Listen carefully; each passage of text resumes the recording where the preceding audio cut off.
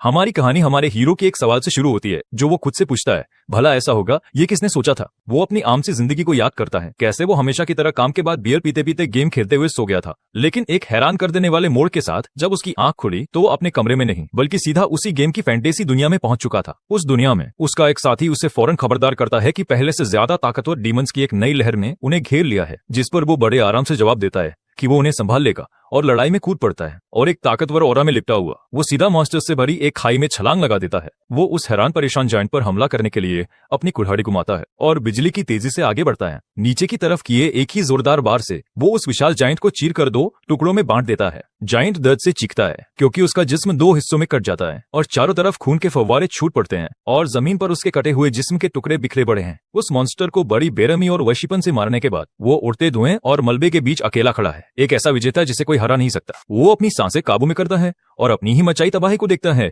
जिसका असर उसके ताकतवर जिस्म पर साफ दिख रहा है, और इस मुश्किल को भांपते हुए कहता है कि शुरुआत में ही इतने ऊंचे दर्जे के डीमंस का सामना करना डीमन की दुनिया से यही उम्मीद की जा सकती है। उसे इस कड़वी सच्चाई का एहसास होता है कि ग्रेट डीमन तक का रास्ता उसकी सोच से भी ज्यादा मुश्किल होने वाला है, लेकिन आगे के इस मुश्किल सफर से ज्यादा उसे एक और चीज की फिक्र सता रही है। जैसे ही वो पहाड़ों के किनारे से मॉन्स्टर्स की तरफ आते हुए आग के गोलों को देखता है, वो खुद को डांट खाने के लिए तैयार कर लेता है क्योंकि वो जानता है कि अकेले हमला करने की लापरवाही पर उसे बहुत कुछ सुनना पड़ेगा। तभी आग के गोले टकराते हैं और उसके सामने एक जबरदस्त धमाका होता है। जैसा कि उसने सोचा था, जंग के मैदान के उस पार से एक गुस्से भरी आवाज उसका नाम चीखती है। मेज मेलिसा कमर पर हाथ रखे हुए सामने आती है और एक बार फिर अकेले घुसने के लिए गुस्से में उसे डांटती है, लेकिन तभी टीम का एक और साथी उसे पुकारता है जिसके हाथ पहले से ही अपनी तलवार पर हैं, उसे म्यान से निकालने के लिए तैयार।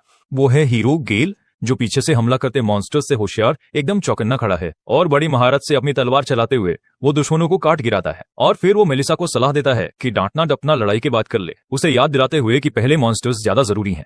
ये सुनकर वो मन ही मन कुड़ती है क्योंकि उसे गेल की ये किताबी हीरो वाली बातें पसंद नहीं आती। उनके बगल में उनकी प्रिस्टेस उनकी कामयाबी के लिए दुआ कर रही है और अताला से लड़ने का जज्बा उनके साथ रखने की प्रार्थना करती है। वो अपनी फिक्र जाहिर करती है कि खादिम उन सब के लिए खुद पर बहुत ज्यादा जोर डाल रहा है और उसे अपना ख्याल रखना चाहिए। तभी एक छिपा हुआ मॉन्स्टर पीछे से उस पर झपटता है, लेकिन उसके एक साथी के जरिए उसे फौरन रोककर खत्म कर दिया जाता है। प्रिस्ट गॉर्डन सामने आता है और शांति से उसे फिक्र ना करने को कहता है और कहता है कि खादिम की जरूर कोई वजह होगी, जिस पर सिरिल मान लेती है कि शायद वो कुछ ज्यादा ही सोच रही है। इसके बाद दोनों हीलर्स इस बात पर राजी हो जाते हैं कि पहले मॉन्स्टर्स पर ध्यान दिया जाए और इस बारे में उससे बाद में बात की जाए। और अब जब पूरी टीम लड़ाई में शामिल हो चुकी है, वो सब मिलकर बचे हुए डीमंस का एक एक करके सफाया कर देते हैं। हमारा हीरो अपनी टीम का तारुफ कराता है। वो खुद खादिम जो सबसे आगे रहता है, हीरो गेल, प्रिस्टेस, सिरिल, प्रिस्ट, गॉर्डन और मेज मेलिसा, एक टीम जो ग्रेट डीमन को हराने के लिए बनी है, और गेम में अपना टाइटल बताता है अताला का महान योद्धा जो संघर्ष और वीराने का देवता है। लेकिन वो ये भी साफ करता है कि उसकी पहचान का एक और ज्यादा अहम हिस्सा भी है। उसकी आंख में पड़ने वाली परछाई में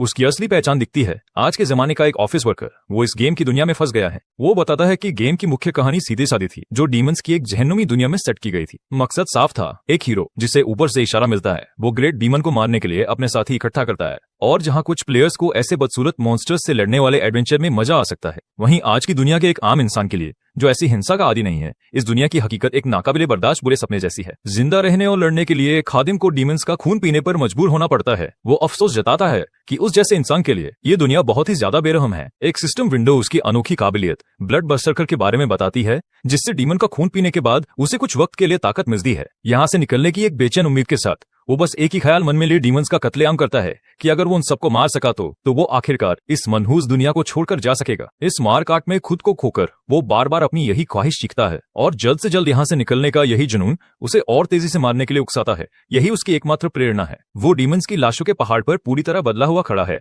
नाउमीदी से पैदा हुआ एक मॉन्स्टर। अपने इस वशीपन में वो अपनी इंसानियत पूरी तरह खो चुका है। एक मौका देखते ही पंखों वाली एक खतरनाक डीमन उस वशी हो चुके खादिम की तरफ बढ़ती है। वो अपने नुकीले दांत दिखाए उस पर झपटती है, उसे मार गिराने के लिए तैयार, लेकिन वो उसे गर्दन से पकड़ लेता है और उसे मनहूस डीमन कहता है और कसम खाता है कि वो उनमें से एक एक को निगल जाएगा। अपने बरसरकर गुस्से में पूरी तरह खोकर उसका चेहरा एक खौफनाक शैतानी मुस्कान में बदल जाता है और वो दहाड़ता है कि वो उसके खून की आखिरी बूंद तक पी जाएगा। जैसे ही वो जानलेवा वार करने वाला होता है, उसके साथी बेतहाशा उसका नाम पुकारते हैं और उसे होश में आने की भीख मांगते हैं। उसी पल उसे खौफनाक सच का एहसास होता है और पूरा मंजर दिखाता है कि उसने मेलिसा को गर्दन से पकड़ा हुआ है, उसकी जान लेने को तैयार, और मेलिसा की ताकत खत्म होने से पहले वो बस धीमी आवाज में उसका नाम ले पाती है। जैसे ही उसका दिमागी संतुलन वापस आता है, वो फौरन उसे छोड़ देता है और खौफ से उसे देखता रह जाता है। और ब्लाथ भी अच्छा है। इस स्काई दी उसे यकीन नहीं होता कि उसने अभी अभी अपने ही एक साथी पर हमला किया है। उसकी ब्लड बरसकर काबिलियत का भयानक साइड इफेक्ट अब साफ हो जाता है। डीमन की ताकत की वजह से वो धीरे धीरे अपना दिमागी संतुलन खो रहा है। उसे ये सोचकर खौफ होता है कि उसका पागलपन इस हद तक बढ़ गया है कि अब वो अपने दोस्तों को भी नहीं पहचान पा रहा, और गेम की एक मामूली सी लाइन अब एक खौफनाक, दिमाग को झकझोर देने वाली हकीकत बन गई है। यही नहीं, जिस डीमन के खून से उसे कभी घिन आती थी, अब वो उसे मीठा लगने लगा है, और उसे महसूस होता है कि खून की एक बढ़ती हुई प्यास लगातार उसके होशो हवास को खाए जा रही है, जिससे उसके हिंसक बर्ताव पर काबू पाना और भी मुश्किल होता जा रहा है। वो खुद से सवाल करता है कि क्या वो ग्रेट डीमन को हराने तक होश में रह पाएगा, और सोचता है कि अगर उसने पूरी तरह से काबू खो दिया तो क्या होगा। और जैसे ही हर चीज को मार डालने की एक जबरदस्त ख्वाहिश उसके दिमाग पर हावी होने लगती है, मेलिसा उसे पीछे से पकड़ लेती है और उसे वापस हकीकत में लाने के लिए उसका नाम पुकारती है। अपनी चोटों के बावजूद वो उसे यकीन दिलाती है कि वो ठीक है, और कहती है कि वो खुद को दोष ना दे, और ऐलान करती है कि चूंकि उसने हमेशा उनकी हिफाजत की है तो अब उनकी बारी है कि वो उसे उसके अपने ही पागलपन से बचाएं। लेकिन वो बेतहाशा उससे माफी मांगता रहता है। लेकिन तभी पार्टी के हीलर्स सिरिल और गॉर्डन अपना साथ देने के लिए आगे आते हैं और उससे वादा करते हैं कि वो इस पागलपन से लड़ने में उसकी मदद करने और आखिर तक उसकी हिफाजत करने के लिए अपनी पूरी ताकत लगा देंगे।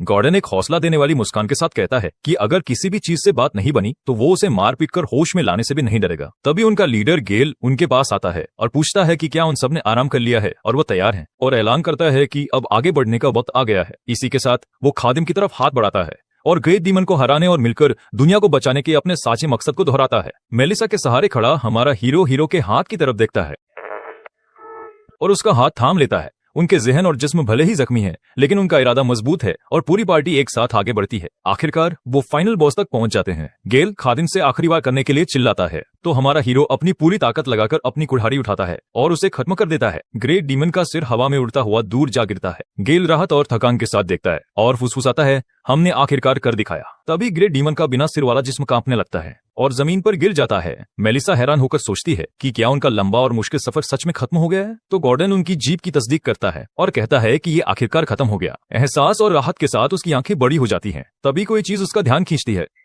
और अचानक रोशनी की एक किरण आसमान को चीर देती है। इस अचानक बदलाव से घबराकर सिरिल गिर पड़ती है और पूछती है कि ये क्या हो रहा है, और घबराहट में पूछती है कि खादिम कहाँ चला गया। दूसरी तरफ वो अपनी कुल्हाड़ी पीछे छोड़कर उस रोशनी की तरफ भागता है। गेल उसे रुकने के लिए चीखता है और उसे उस रोशनी में न जाने की चेतावनी देता है, जिस पर हमारा हीरो आखिरी मोड़ पर रुकता है और अपने साथियों पर आखिरी नजर डालने के लिए पलटता है और उन्हें एक छोटी जानी पहचानी नजर से देखता है, जैसे उन्हें आखिरी अलविदा कहने के लिए तैयार हो। एक हल्की मुस्कान के साथ वो अपने साथियों से कहता है कि उन्हें सिर्फ एक स्क्रीन के पीछे से देखने के बजाय उनके साथ असल में होना एक बड़े सम्मान की बात थी। खामोशी से अलविदा कहते हुए वो मुड़कर उस रोशनी में चला जाता है, ये मानते हुए कि यही उसके घर वापस जाने का रास्ता है। लेकिन गेल बेतहाशा उस तक पहुंचने की कोशिश करता है और उसे ना जाने के लिए चिल्लाता है, लेकिन बहुत देर हो चुकी है।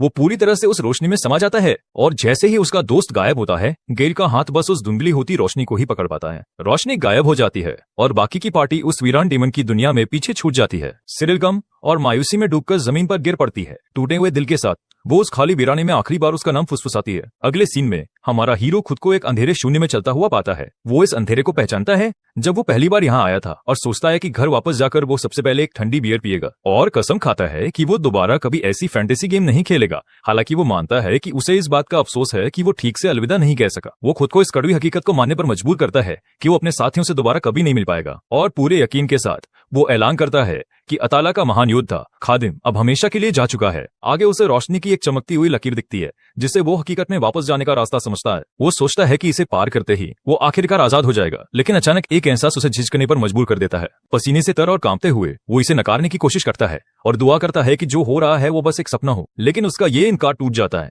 और उसकी जगह एक पागलपन और मायूसी से भरी हंसी ले लेती है। जैसे ही उसका सबसे बुरा सपना सच साबित होता है, उसके मुंह से दर्द और तकलीफ की एक जोरदार चीख निकलती है। एक सिस्टम मैसेज उसकी आंखों के सामने चमकता है जो उसकी किस्मत पर मुहर लगा देता है और एक न्यू गेम प्लस की शुरुआत का ऐलान करता है। और इसी के साथ गेम दोबारा शुरू हो जाता है और उसकी तकलीफों का दौर एक बार फिर से शुरू होने वाला है। अगले सीन में एरिगा का एक होली नाइट गार्ड्स और कैदियों के एक जुलूस को एक कच्ची सड़क पर ले जा रहा है। कैदियों को लोहे की भारी जंजीरों में जकड़ा गया है, जिनमें एक ताकतवर जिस्म वाला बारबेरियन भी शामिल है। जुलूस आगे बढ़ता रहता है। उनके पीछे एक गाड़ी है जिसमें जब्त किया हुआ सामान या रसद भरी है। तभी साथी कैदी जोर जोर से अपनी बेगुनाही का दावा करने लगते हैं और अपने जुर्मों के लिए एक दूसरे को इल्जाम देते हैं। शोर से तंग आकर एक गार्ड उन पर चिल्लाता है कि वो खामोश रहें। उसकी घूरती नजरों के नीचे सब खामोश हो जाते हैं। उनमें से एक झुंझलाकर अपनी जबान चटकाता है। वो अपने आप से बड़बड़ाता है कि उसे इन कचरों की बकवास सुनना कितना नापसंद है। अचानक अचानक कैदियों में से एक सौदागर उसे पुकारता है और जोर देकर कहता है कि उसके साथ गलत हुआ है। गार्ड उस घबराए हुए सौदागर की तरफ मुड़ता है और पूछता है कि वो क्या चाहता है। वो आदमी बेबसी से अपनी सफाई देता है और दावा करता है कि किसी ने उसके थैले में शैतानी चीजें रखकर उसे फंसाया है। गार्ड उसकी दलील को एक पत्थर जैसे बेअसर चेहरे से सुनता है। वो जानता है कि कभी कभी किसी की तरक्की के लिए बेगुनाहों को यूं ही फंसा दिया जाता है। फिर भी वो मन ही मन इंचार्ज बने नौजवान होली नाइट को कोसता है, ये जानते हुए कि वो उसकी मुखालफत नहीं कर सकता। अपनी जान के डर से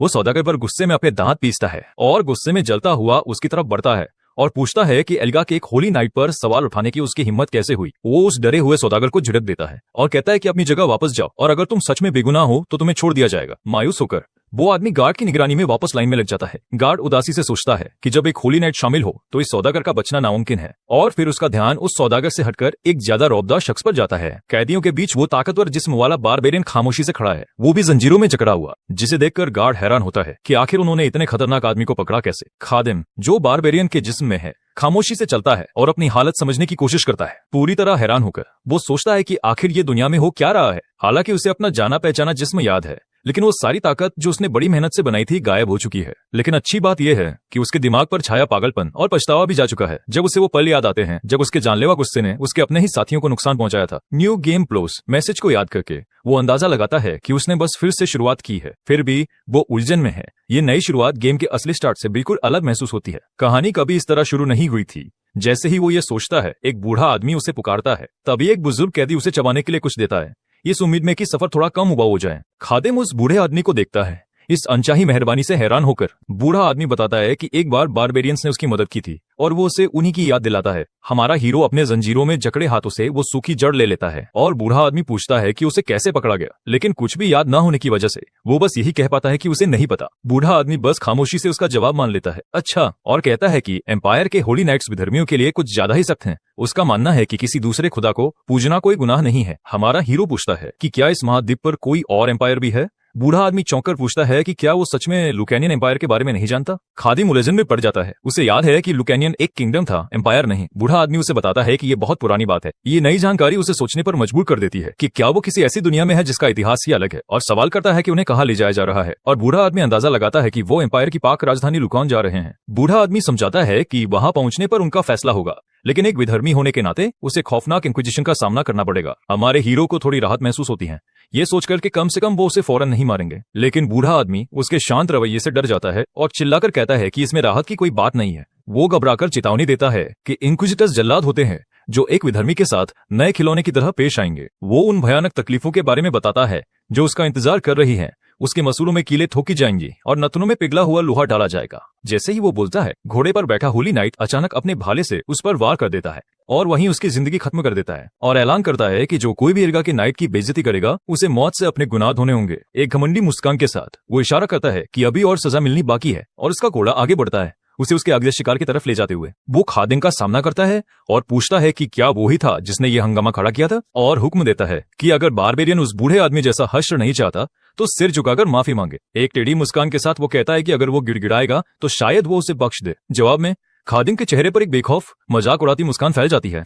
जिसे देखकर होली नाइट का चेहरा गुस्से से बिगड़ जाता है। वो इस बात पर भड़क उठता है कि एक मामूली विधर्मी उसका मजाक उड़ाने की हिम्मत कर रहा है। ये ईशनिंदा है। चिल्लाते हुए नाइट हमला कर देता है। उसका भाला पात ताकत से चमक रहा है, लेकिन हमारा हीरो जरा भी नहीं घबराता। उसकी मुस्कान तब भी नहीं हटती जब भाले की चमकती नोक उसकी आंख के करीब पहुंचती है। नाइट एक पल के लिए उसके बेखौफ अंदाज से दंग रह जाता है। ताकत का एक हैरान कर देने वाला नजारा दिखाते हुए वो भाले की नोक को अपनी हथकड़ी लगी मुट्ठियों के बीच पकड़ लेता है और हमले को वही रोक देता है। नाइट अविश्वास में कराता है और अपने हथियार को आगे धकेलने की जद्दोजहद करता है। पसीने से तरबतर और दांत पीसते हुए वो गुस्से में चिल्लाता है कि वो उसे छोड़े। ठीक है, अगर तुम इतना ही जोर दे रहे हो, खादिम शांति से जवाब देता है और भाला छोड़ देता है। धक्के की ताकत से नाइट और उसका घोड़ा लड़खड़ाकर पीछे हट जाते हैं। गुस्से और बेइज्जती में वो उस लांती विधर्मी कमीने को सजा देने की कसम खाता है, लेकिन उसकी आंखें गुस्से और अविश्वास के मिले जुले भाव से फैल जाती हैं, क्योंकि हमारा हीरो हवा में उछलकर उस पर हमला कर देता है। हमला नाइट और उसके घोड़े को जमीन पर पटक देता है, जिससे धूल का एक गुबार उठता है। खादिम नाइट को अपने सामने जमीन पर पड़े हुए देखता है और खामोशी से खड़ा होकर अंजाम का जायजा लेता है। नाइट उठने की कोशिश करता है और उस गंदे विधर्मी कमीने को उसकी गुस्ताखी के लिए कोसता है। वो अपना भाला उठाता है, इस बात पर आग बबूला होकर कि बारबेरियन ने एक होली नाइट को नुकसान पहुंचाने की जुर्रत की। तभी हमारा हीरो सोचता है कि एक नौसिखिया होने के बावजूद एक होली नाइट इतना तो मजबूत होता ही है कि ऐसे हमले से बच सके। होली नाइट अपना भाला आसमान की ओर उठाता है, एक ताकतवर इलाही स्किल को इस्तेमाल करने की तैयारी करता है। खादिम गहरी चिंता से देखता है और पहचान जाता है कि आने वाला हमला खतरनाक है। होली नाइट अपनी प्रार्थना शुरू करता है। एल्गा हमेशा की रोशनी के मालिक को पुकारता है और जन्नतों से रोशनी का एक सेतुन उतरता है जब वो शैतानों के इस चेले को मार गिराने की ताकत मांगता है। एल्गा के नाम पर मैं तुझे सजा दूंगा, विधर्मी वो दीवानगी भरे गुस्से से ऐलान करता है और अपना भाला घुमाता है। उस इलाही ताकत को एक जोरदार हमले में बदल देता है। जैसे ही वो उसकी तरफ लपकता है, जो कैदियों की गाड़ी के पास खुद को तैयार करता है। खादिम हमले की जबरदस्त ताकत को पहचान कर अपना बचाव करने के लिए अपनी बाहें उठाता है। उसे एहसास होता है कि अपनी मौजूदा कमजोर हालत में वो इससे बच नहीं सकता और वो इलाही सजा एक चौंधिया देने वाली रोशनी में उसकी तरफ बढ़ती है। हमला होता है, उसकी जंजीरें तोड़ देता है और उसे जबरदस्त ताकत से गाड़ी पर फेंक देता है। दूर छटने के बाद जमीन में एक लंबा गड्ढा दिखाई देता है जिसके एक सिरे पर नाइट और दूसरे सिरे पर मलबे के बीच बारबेरियन पड़ा है। खादिम अपना सीना पकड़ता है जहां जख्म पर एक हल्की नीली रोशनी चमक रही है। वो किसी तरह सीधा हमला झेलकर बच गया है। नाइट पास आता है, इस बात से हैरान कि बारबेरियन उसके हमले से बच गया। वो तन से मुस्कुराता है और कहता है कि बारबेरियन की सहन शक्ति भी उसकी शक्ल की तरह ही वशी है। हमारा हीरो अपनी कमजोरी के बारे में सोचता है। अपनी खास ब्लड बर्जर कर खासियत के बावजूद उसकी रीसेट हुई ताकतों की वजह से एक मामूली नौसिखिए से लड़ना भी इतना मुश्किल हो रहा है और सोचता है कि अगर यहाँ कोई कमजोर शैतान होता तो उसे इतनी परेशानी नहीं हो रही होती। बेताबी से वो अपने आसपास नजर दौड़ाता है, इस मुश्किल हालात से निकलने का कोई रास्ता तलाशता है और गाड़ी के मलबे के बीच उसे अचानक एक जानी पहचानी तीखी बदबू आती है। नाइट उसकी तरफ बढ़ता है और ऐलान करता है, बारबेरियन मैं तुम्हारी ताकत को मानता हूँ लेकिन तुम्हारा सफर यहीं तक था, और घमंड से कहता है कि मौत के जरिए माफी कबूल करो। लेकिन एक गंदी बदबू आते ही उसकी आंखें अचानक हैरानी से फैल जाती है। अपनी नाक ढककर वो पीछे हटता है और चिल्लाता है, उफ ये कैसी बदबू है। नाइट की हालत देखकर हमारे हीरो के होठों से एक धीमी खतरनाक हंसी निकलती है। उसकी हंसी तेज हो जाती है जिससे नाइट हैरान हो जाता है और पूछता है कि क्या वो मरने से पहले पागल हो गया है। एक डरावनी मुस्कान के साथ वो उसका मजाक उड़ाता है और कहता है कि लगता है एल्गा ने उस नौसिखिए नाइट को नहीं बल्कि उसे चुना है। वो एक टूटे हुए बक्से में अपना मुक्का मारता है जिससे उस बदबू की वजह सामने आ जाती है और अपने चिकने बालों से पकड़कर एक कटा हुआ खून से सना गॉब्लिन का सिर बाहर निकालता है। नाइट उस घिनौने मंजर और बदबू से उकाई लेता है। खादिम के सीने पर होली हमले का जख्म चमकता है जो एक साफ क्रॉस के आकार का निशान बनाता है। एक यकीन भरी मुस्कान के साथ उसकी आंखों में चमक है। उसने साफ तौर पर बाजी पलट दी है। बचने का रास्ता हाथ में लिए वो अपनी अनोखी ताकत दिखाने के लिए तैयार गॉब्लिन का सिर पेश करता है। उस गॉब्लिन का कटा हुआ सिर उठाकर वो उसकी ताकत सोखने के लिए शैतान का खून पीने लगता है। एल्गा का होली नाइट और उसके सिपाही उससे ये घिनौना काम करते हुए हैरान और खामोश खड़े देखते रहते हैं। नफरत से भरकर वो सोचता है कि क्या यह वशी पागल हो गया है और फैसला करता है कि यह बारबेरियन इतना गंदा है कि उसके पास भी नहीं जाया जा सकता। इसलिए वो एक डरे हुए सिपाही को हुक्म देता है कि जाकर उस गंदे कमीने को खत्म कर दे। जैसे ही सिपाही आगे बढ़ता है, शैतान के खून का असर होने लगता है और खादिम के जिस्म से एक खतरनाक लाल रोशनी निकलने लगती है। सिपाही डर से कांपने लगता है और हकलाते हुए उसे मरने का हुक्म देता है। अपनी सारी हिम्मत जुटाकर वो चिल्लाता है और अब पहले से ज्यादा ताकतवर हो चुके खादिम पर हमला कर देता है। लेकिन इससे पहले कि भाला उसे लग पाता, खादिम का हाथ तेजी से आगे बढ़ता है और सिपाही का चेहरा पकड़ लेता है। उधर हमारा हीरो अब भी गॉब्लिन का सिर पकड़े हुए बड़े आराम से अपना मुंह पोंछता है। सिपाही हकलाता रहता है और मुश्किल से अपनी जान बख्शने के लिए कह पाता है, लेकिन खादिम उसकी मिन्नतों को नजरअंदाज करके अपनी पकड़ और मजबूत कर लेता है और एक आखिरी बार जोर से दबाकर वो सिपाही का चेहरा इस कदर बिगाड़ देता है कि उसे पहचानना नामुमकिन हो जाता है। होली नाइट ये भयानक नजारा देखकर पूरी तरह सदमे और हैरत में डूब जाता है। खादिम उस आदमी का चेहरा बेरहमी से कुचलकर काम तमाम कर देता है और सोचता है कि एक मामूली शैतान के खून से तो बस जरा सी ताकत बढ़ी है। इस मामूली ताकत के बावजूद वो जानता है कि यहाँ से भागने के लिए इतना ही काफी है। वो गुस्से से दहाड़ते हुए ऐलान करता है कि उसके मकसद के लिए इतनी ताकत बहुत है और फिर एक जंगली चीख मारता है क्योंकि बरसकर एनर्जी उसे पूरी तरह अपनी चपेट में ले लेती है। बाकी बचे सिपाही उसे खौफ में डूबे हुए देखते रहते हैं। उनमें से एक डर के मारे हकलाता है। उसे एहसास होता है कि वो किसी इंसान से नहीं बल्कि एक हैवान से लड़ रहा है। वो चीखता है कि ये एक हैवान है और सिपाहियों की कतार में भगदड़ मचनी शुरू हो जाती है। डर के मारे वो अपने भाले फेंक देते हैं और इधर उधर भागने लगते हैं। गुस्से में होली नाइट अपने आदमियों पर चीखता है कि पीछे न हटें और उन्हें याद दिलाता है कि उनका दुश्मन निहत्था और जख्मी है। वो धमकी देता है कि जो कोई भी भागने की हिम्मत करेगा उसे फौजी कानून के तहत सख्त सजा दी जाएगी। उसे यकीन है कि वो अब भी जीत सकते हैं और मानता है कि भाले के कुछ और वार उसे मारने के लिए काफी होंगे। लेकिन अचानक खादिम गॉब्लिन का सिर उसकी तरफ फेंकता है जिससे उसे बचने के लिए पीछे हटना पड़ता है। वो लड़खड़ाकर पीछे हटता है और जमीन पर गिर जाता है। उस घिनौनी चीज के हमले से एक पल के लिए उसका संतुलन बिगड़ जाता है। वो जमीन पर पड़े शैतान के सिर की तरफ देखता है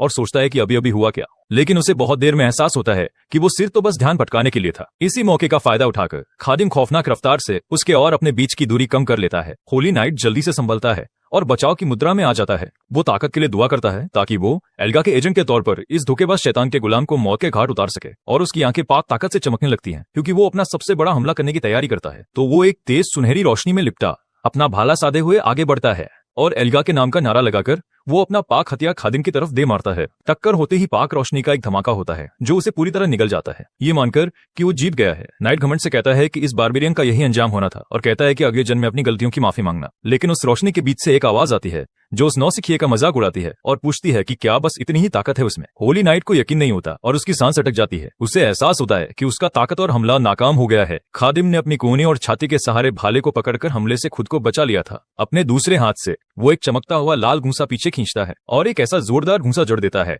जो होली नाइट को हवा में उड़ाते हुए पीछे फेंक देता है। उस जोरदार टक्कर से वो वापस जमीन पर आ गिरता है और इससे पहले कि वो संभल पाता, खादिम उसे बेरहमी से पीटना शुरू कर देता है। जैसे जैसे ये वहशी पिटाई जारी रहती है, नाइट कमजोर आवाज में उसे रुकने के लिए कहता है। पिट पिट कर लहूलुहान हालत में वो मानता है कि वो गलत था और माफी की भीख मांगता है। हमारा हीरो आखिरकार अपना हमला रोकता है और उस हारे हुए नाइट के ऊपर खड़ा हो जाता है जो अब भी गिड़गिड़ा रहा है।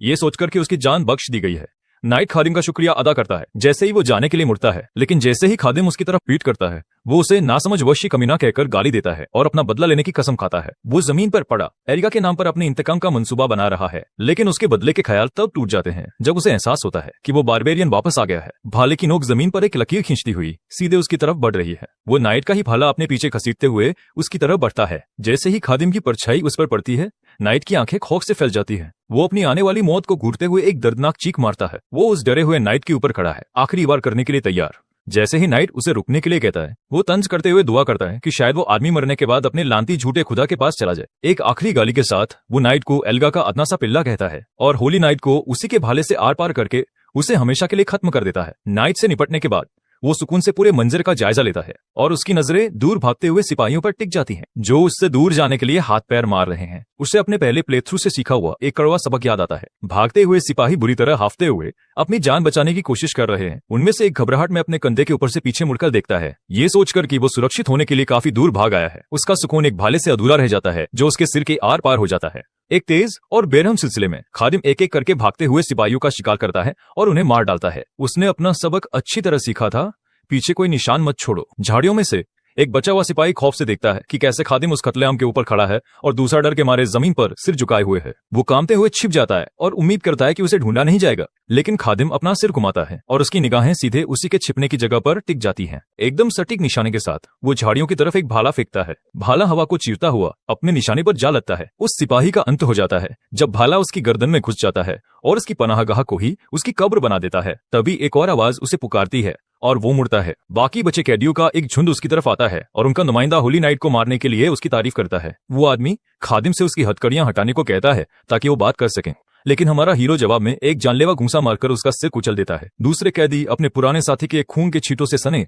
खौफ से उसे घूरते रहते हैं। उसे अपने पहले प्ले थ्रू का वो कड़वा सबक एक बार फिर याद आता है और जैसे ही डरे हुए कैदी उस वहशी बारबेरियन से पीछे हटना शुरू करते हैं, वो हवा में छलांग लगाता है और वो सबसे पहला नियम बताता है जो उसने बड़ी मुश्किल से सीखा था, कभी किसी को जिंदा मत छोड़ो, और बाकी बचे गवाहों को बेरहमी से खत्म करने की तैयारी करता है। एक कैदी अपनी जिंदगी की भीख मांगता है और बेबसी ने खादिम से पूछता है कि वो ऐसा क्यों कर रहा है और उन्होंने क्या गलत किया है। उस आदमी की मिन्नतों को नजरअंदाज करते हुए वो उसके ऊपर खड़ा हो जाता है, वार करने के लिए तैयार। कोई भी गवाह जिंदा नहीं बचना चाहिए। पूरी बेरहमी के साथ वो मदद के लिए निकली उस कैदी की आखिरी चीख को हमेशा के लिए खामोश कर देता है। वो लाशों के ढेर के बीच चुपचाप खड़ा है। सभी गवाहों को मिटाने का उसका भयानक काम लगभग पूरा हो चुका है। जंग के मैदान में सन्नाटा पसर जाता है। मारे गए सिपाहियों और कैदियों की लाशों पर खड़ा वो अकेला जिंदा बचा है। वो इस कत्लेआम को सही ठहराता है। अगर कोई भी कैदी जिंदा बच जाता तो वो होली नाइट्स को उसकी खबर दे देता। गवाहों को जिंदा छोड़ना एक ऐसा खतरा है जिसे वो मोल नहीं ले सकता। झाड़ियों में छिपा आखिरी बचा हुआ कैदी खौफ से कांप उठता है। वो डरा सहमा आदमी कांप रहा है और उम्मीद कर रहा है कि वो वशी उसे ढूंढ ना पाए। खादिम का शिकार अब खत्म होने वाला है जब वो आखिरी जिंदा बचे इंसान के पास पहुंचता है। आखिरी वाला वो आखिरी कैदी के ऊपर किसी पहाड़ की तरह खड़ा है, अपना काम खत्म करने के लिए तैयार। हाथ में खून से सना भाला लिए वो अपने आखिरी शिकार को नीचे देखता है, अपना काम पूरा करने के लिए एकदम तैयार। हार मानने से पहले एक आखिरी नाकाम कोशिश में कैदी चिल्लाता है कि ये नाइंसाफी है। वो टूट जाता है, अपनी जिंदगी की भीख मांगता है और जोर देकर कहता है कि उसने कुछ भी गलत नहीं किया है। बिना कोई रहम दिखाए खादिम रुखेपन से पूछता है कि उसे क्यों बख्श दिया जाना चाहिए। कैदी एक आखिरी कोशिश करता है और बताता है कि उसे फंसाया गया था और घर पर उसकी बीवी और बच्चा उसका इंतजार कर रहे हैं। वो उस आदमी के बेगुनाह होने की बात मान तो लेता है, लेकिन कहता है कि यह उसे बचाने के लिए काफी नहीं है और उसे बस मर जाने के लिए कहता है। अपनी जान बचाने के आखिरी रास्ते के तौर पर वो डरा हुआ आदमी वो एक चीज चिल्लाता है जो शायद उसकी जान बचा सकती है। एक गाइड। वो फौरन अपनी खिदमत पेश करता है और उस योद्धा से पूछता है कि क्या उसे एक गाइड की जरूरत है। इस पेशकश से वो एक पल के लिए रुक जाता है और इस बारे में सोचने लगता है। वो आदमी अपना तारुफ मुल्ताना के एक सफ़ी सौदागर के तौर पर कराता है जो वहाँ के रास्तों का माहिर है। खादिम उससे सवाल करने के लिए राजी हो जाता है। उसका पहला सवाल उसकी याददाश्त में एक गड़बड़ी को जाहिर करता है। वो पूछता है कि ल्यूकेनियन किंगडम एक एम्पायर कब बना। सौदागर इस अजीब सवाल से पूरी तरह हैरान रह जाता है। वो अंदाजा लगाता है कि यह वशी जरूर पहाड़ों के पार से आया है जो सदियों से दुनिया से कटा हुआ है।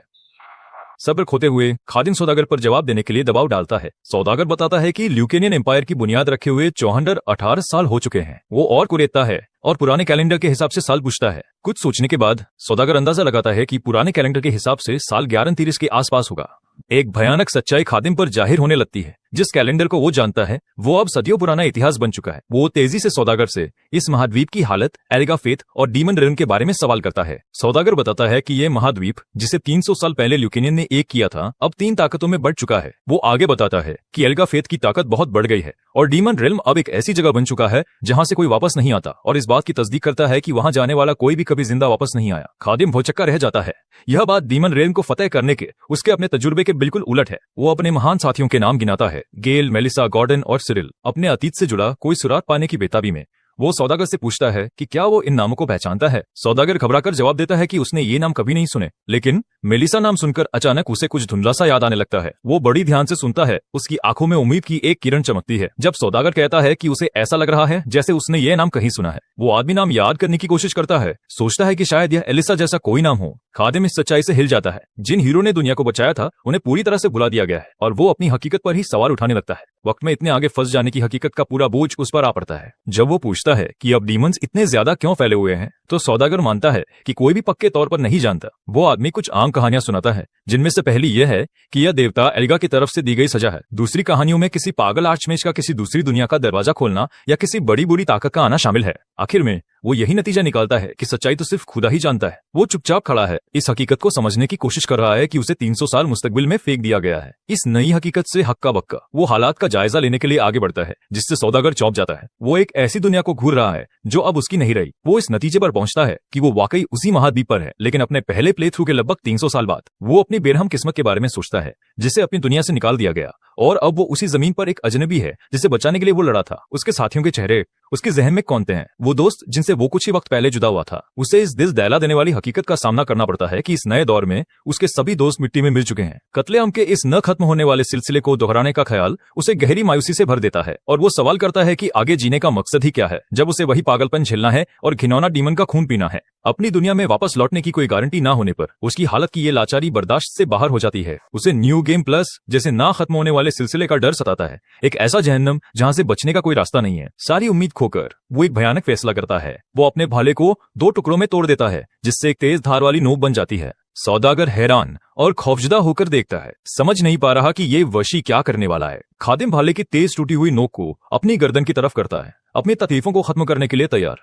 जैसे ही डरा हुआ सौदागर पूछता है कि वो क्या कर रहा है, वो अपना सफर यही खत्म करने का फैसला कर लेता है और सोचता है कि अगर वो फिर से शुरू करता है तो अनगिनत पुराने रिश्ते नाते बाकी रह जाएंगे। वो फैसला करता है कि यही अपनी जिंदगी खत्म करने का सबसे सही वक्त है। एक गहरे इरादे के साथ वो भाले को अपनी गर्दन में धंसाना शुरू कर देता है। अपने आखिरी पलों में वो उम्मीद करता है कि आगे जो कुछ भी हो वो बस एक गेम ओवर स्क्रीन ना हो। जैसे ही भाला जानलेवा वार करने वाला होता है एक याद ताजा हो जाती है। उसे याद आता है कि उससे पूछा गया था कि डीमन लॉर्ड के हारने के बाद वो क्या करेगा। यह याद उसकी दोस्त मेलिसा की है जो शायद दूसरे मैच को सिखाने के बारे में सोच रही थी। उसकी आवाज उसके जहन में गूंजती है जो किसी तरह का टावर बनाने के अपने सपने के बारे में बात कर रही थी। उसके सपने की याद खादिम के अंदर एक नए मकसद की चिंगारी जला देती है और उसकी आंखें झटके से खुल जाती है। वो सौदागर की तरफ मुड़ता है और जोर देकर पूछता है कि उसे मेलिसा नाम के बारे में क्या याद है। सौदागर को याद आता है कि मशहूर मेज टावर की पहली मास्टर का नाम भी कुछ ऐसा ही बताया जाता है। खादिम फौरन टावर की लोकेशन पूछता है। सौदागर बताता है कि वो वेस्ताना शहर में है। वो आदमी दूरी का हिसाब लगाता है और बताता है कि इस सफर में कम से कम 2 महीने लगेंगे। वो इस नई जानकारी पर गौर करता है और उसकी मायूसी की जगह एक नए इरादे ने ले ली है। उसके चेहरे पर एक हल्की मगर खौफनाक मुस्कान आ जाती है। वो मन ही मन सोचता है कि उसकी पुरानी साथी उसे चैन से मरने भी नहीं देगी। एक नया मकसद मिलने के साथ खादिम सौदागर को हुक्म देता है कि वो उसे मेज टावर तक ले जाए और उसके परिवार की दलीलों को नजरअंदाज कर देता है। सौदागर जिद करता है कि वो एक गाइड बनकर अपना वक्त बर्बाद नहीं कर सकता। उसकी रजामंदी पक्की करने के लिए खादिम उस आदमी का कंधा पकड़ता है और उसे एक खास कीमत देने की पेशकश करता है। वो वशी ऐलान करता है कि उसकी खिदमत की खौफनाक कीमत है उसकी अपनी जान। ये धमकी हवा में गूंजती रहती है जब वो अपना टूटा हुआ भाला जमीन में गाड़ देता है। खादिम सौदागर की जान बख्श देता है और इसके बजाय उसे हुक्म देता है कि वो उसकी बेड़ियां खोले और फौरन निकलने की तैयारी करे, जिसके जवाब में वो आदमी कहता है, जी हुजूर, मैं समझ गया। जब सौदागर सामान इकट्ठा कर रहा होता है, हमारे हीरो को मलबे के बीच एक सागिसी तलवार मिलती है। वो तय करता है कि ये तलवार फिलहाल काम चलाएगी और अपनी अनोखी काबिलियतों का इस्तेमाल करके इसे कुछ बेहतर बनाने का इरादा करता है। होली नाइट का पाक भाला उसे ललचा तो रहा है, लेकिन वो जानता है कि ऐसा पाक हथियार उसे कबूल नहीं करेगा। वो अफसोस से सोचता है कि काश उसके पास अभी भी वो ताकतवर कुल्हाड़ी होती जो वो अपने पहले प्ले थ्रू में इस्तेमाल करता था। आजाद होकर और सफर के लिए तैयार, सौदागर जिंदा बचने पर राहत की सांस लेता है, लेकिन एहतियात से अपने नए मालिक पर नजर रखता है। वो नफरत और डर से देखता है जब वो वशी एक गॉब्लिन के सिर से निकले काले खून को अपनी मशक में भरता है। एक नई तलवार और खून के जखीरे के साथ वो अब आगे के लंबे सफर के लिए तैयार है। वो ऐलान करता है कि अब निकलने का वक्त हो गया है और ना चाहते हुए भी सौदागर घबराया हुआ उसके पीछे खड़ा है। मेज टावर तक के उनके अनोखे सफर की शुरुआत होती है। ये बेमेल जोड़ी कत्लेआम के मैदान को पीछे छोड़कर निकल पड़ती है। कुछ दिनों बाद कत्लेआम की जगह पर होली नाइट के सिपाहियों की सड़ती हुई लाशों पर कौवे मंडरा रहे हैं। गिद्ध लाशों को नोच रहे हैं, जो उसकी वशत का एक भयानक सबूत है। एक नई होली नाइट मौके पर पहुंचती है और अपने मारे गए साथी लिंटन की लाश को पहचान लेती है। उसका मातहत ईडन रिपोर्ट करता है कि सिपाही और कैदी हर किसी का कत्ल कर दिया गया है और वो उसके हुक्म का इंतजार कर रहा है। वो अपनी अफसर को नाम से पुकारता है, लेडी हेलिया। हेलिया एक ताकतवर होली नाइट कमांडर बेरुखी से सारे मंजर का जायजा लेती है।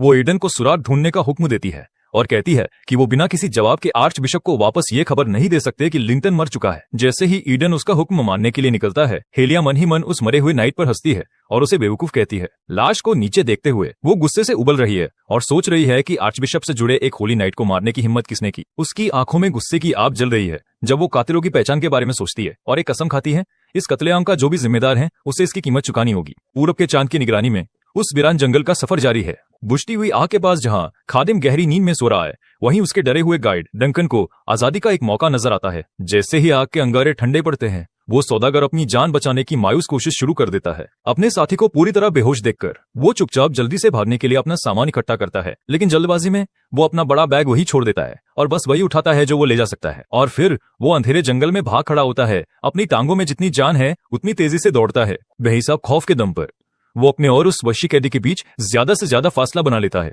ये मानकर कि वो आखिरकार बच निकला है। डंकन हांफते हुए सांस लेता है। उसे यकीन है कि वो भागने में कामयाब हो गया है। उसका बस एक ही ख्याल है, उस आदमी से जितना हो सके दूर जाना जो उसे दिन रात डराता है। उसे याद आया कि शुरू में अपनी हिफाजत के लिए एक हमसफर रखना एक अच्छा ख्याल लगा था।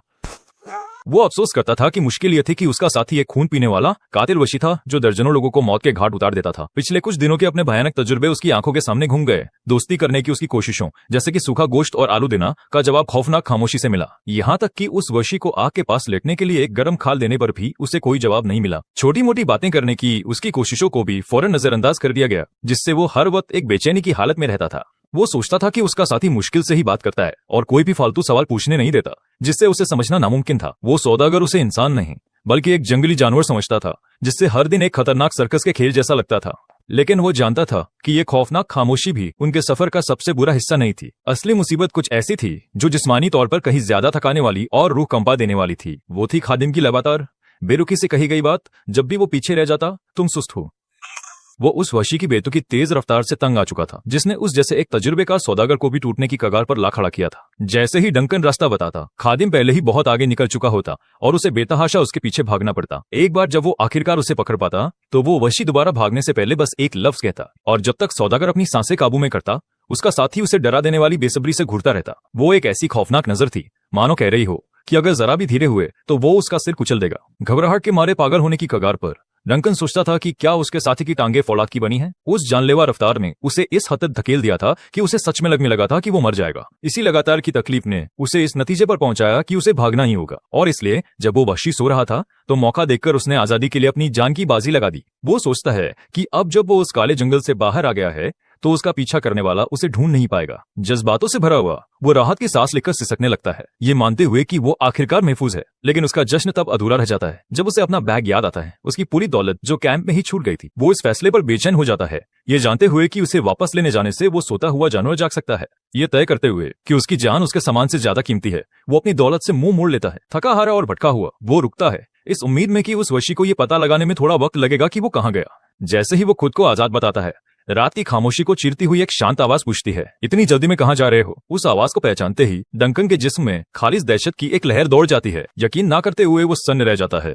और धीरे धीरे मुड़ता है, ये समझ पाने में नाकाम कि ये कैसे मुमकिन है। खादिम उसके सामने खड़ा है और शांति से पूछता है, क्या तुम भाग रहे हो? एक चुभती हुई नजर से वो उस सौदागर को वादा की गई उस रकम की याद दिलाता है जो उसे गाइड करने के लिए अभी तक नहीं मिली है। डर से कांपते हुए डंकन के मुंह से एक लफ्ज नहीं निकलता। वो फौरन अपने घुटनों पर गिर जाता है और कहता है कि उसने मौत की सजा के लायक जुर्म किया है और अपने साथी की रहमदिली को भूलकर गलती की है। अपना सिर जमीन पर झुकाकर वो माफी की भीख मांगता है। खादिम उसके ऊपर झुककर कहता है कि उसे माफी नहीं वजह चाहिए, वरना डंकन फिर से भागने की कोशिश करेगा। वो सौदागर की आंखों में सीधे देखकर पूछता है कि वो भागा क्यों। हपलाते हुए डंकन कबूल करता है कि खादिम की रफ्तार उसके लिए बहुत ज्यादा तेज है। वो मानता है कि उसे डर था कि अगर वो उसी रफ्तार से चलता रहा तो वो बस गिरकर मर जाएगा। अपनी कमजोरी कबूल करने के बाद वो अपनी किस्मत को मान लेता है। उसे यकीन है कि अब वो एक मुर्दा इंसान है। खादिम चुपचाप उस सौदागर की दरी हुई सफाई पर गौर करता है। डंकन को हैरान करते हुए वो बस उससे उठकर कैंप वापस चलने को कहता है और एक और भी चौंकाने वाले मोड़ में वो वादा करता है कि अब से वो थोड़ा धीरे चलेगा। मामला सुलझाकर खादिम उठता है और वापस चल देता है, अपने पीछे एक हैरान परेशान डंकन को छोड़कर। सौदागर रहमदिली के इस अचानक इजहार से पूरी तरह उलझन में पड़ जाता है। कैंप पर वापस एक गर्म आग एक बार फिर से तेज जल रही है। एक समझौता हो जाने के बाद डंकन आग के पास सोता है जबकि खादिम पहरा देता है। सौदागर करवटें बदलता है, नींद में बड़बड़ाता है क्योंकि वो अपनी नाकाम भागने की कोशिश के खौफ को दोबारा जी रहा है। खादिम उसे खामोशी से देखता है, अपने ही ख्यालों में खोया हुआ। वो सोचता है कि उसकी तेज रफ्तार उसके पहले सफर से मिली एक गहरी आदत है, जहां जिंदा रहने के लिए लगातार जल्दी में रहना जरूरी था।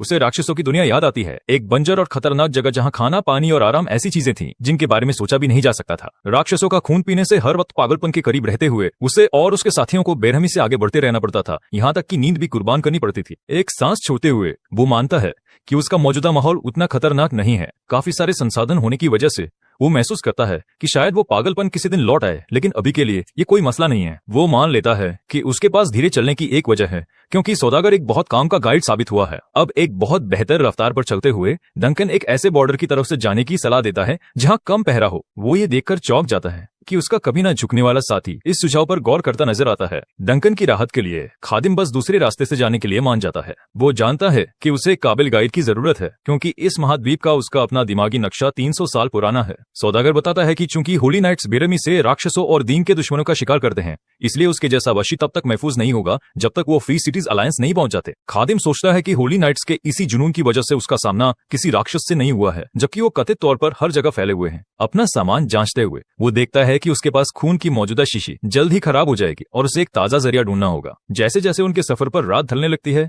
आगे एक अनपेक्षित खोज उनका इंतजार कर रही है। डंकन अचानक रुक जाता है, खादिम को रुकने का इशारा करता है क्योंकि उसे पेड़ों के बीच खाली जगह में कुछ नजर आता है। पेड़ों के पार उन्हें एक छोटी देहाती बस्ती दिखाई देती है। सौदागर सुझाव देता है कि वो उस नई बस्ती के पास जाकर रात के लिए खाने और पनाह की गुजारिश करें, लेकिन खादिम को फौरन महसूस हो जाता है कि कुछ बहुत गड़बड़ है। डंकन भी ये नोटिस करता है, रात के खाने का वक्त होने के बावजूद पूरा गाँव पूरी तरह से अंधेरा और खामोश है। इस रहस्य को और बढ़ाते हुए गांव का दरवाजा खुला पड़ा है और कोई पहरेदार नहीं है। इस बात से परेशान कि कहीं ये वीरान तो नहीं। सौदागर झिझकता है, लेकिन खादिम तय करता है कि उन्हें जांच करनी होगी। एक अजीब और गैर मामूली खामोशी उस खाली बस्ती पर छाई हुई है। डंकन के डरे हुए विरोध को नजरअंदाज करते हुए खादिम एक मकसद से आगे बढ़ता है। राक्षसों या दैत्यों के महज ख्याल से ही उसका हाथ अपनी बड़ी तलवार की मूठ पर चला जाता है। वो अपनी विशाल तलवार निकालता है, घबराहट से नहीं बल्कि एक साफ उम्मीद के साथ। डरने के बजाय वो एक शिकारी मुस्कान बिखेरता है और कहता है कि लड़ाई की उम्मीद तो एक अच्छी खबर है। खादिम और डंकन एक सुनसान गांव में पहुंचते हैं जहां एक अजीब सी खामोशी छाई हुई है। वो सौदागर घबराते हुए देखता है कि गांव वीरान तो नहीं लगता,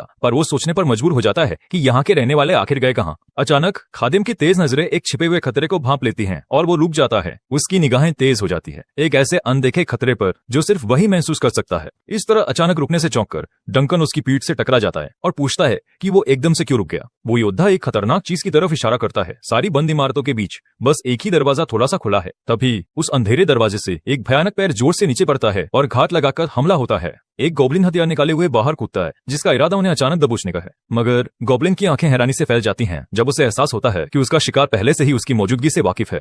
इससे पहले कि वो मखलूक अपनी गलती समझ पाती, खादिम बिजली की तेजी से एक ही बार में सफाई से उसका सिर धड़ से अलग कर देता है। गोब्लिन का ऊपरी धड़ हवा में उड़ जाता है और उसका चौंकाने वाला हमला उसी की मौत पर खत्म होता है। गोब्लिन की लाश जैसे ही उससे कुछ इंच दूर ढेर होती है, डंकन के मुंह से एक डरी हुई चीख निकल जाती है। लेकिन खतरा अभी टला नहीं है, क्योंकि अंधेरे से और भी गोब्लिन के पैर बाहर निकलते हैं। कुछ ही पलों में गोब्लिन्स का एक पूरा झुंड घर से बाहर उमड़ पड़ता है, जो उन पर टूट पड़ने के लिए तैयार है। जहां डंकन घबरा रहा है, वहीं खादिम शांति से हालात का जायजा लेता है और सोचता है कि ऐसे डरपोक जीव इतने खूंखार तभी हो सकते हैं जब उन्हें कोई ज्यादा ताकतवर चीज काबू कर रही हो। उसके चेहरे पर एक यकीन भरी मुस्कान फैल जाती है जब उसे एहसास होता है कि ये लड़ाई और ताजे खून के लिए एक बेहतरीन मौका है। एक गोब्लिन उस पर झपटता है और पूरी ताकत से अपना गदा घुमाता है, लेकिन एक पलक झपकते ही उसकी तलवार सीधा निशाना साधती है और गॉब्लिन को 2 हिस्सों में चीर देती है। बाकी बचे गॉब्लिन्स इस खौफनाक मंजर को देखकर दंग रह जाते हैं। बड़ी आसानी से खादिम अपने अगले जबरदस्त वार के लिए तैयार होता है।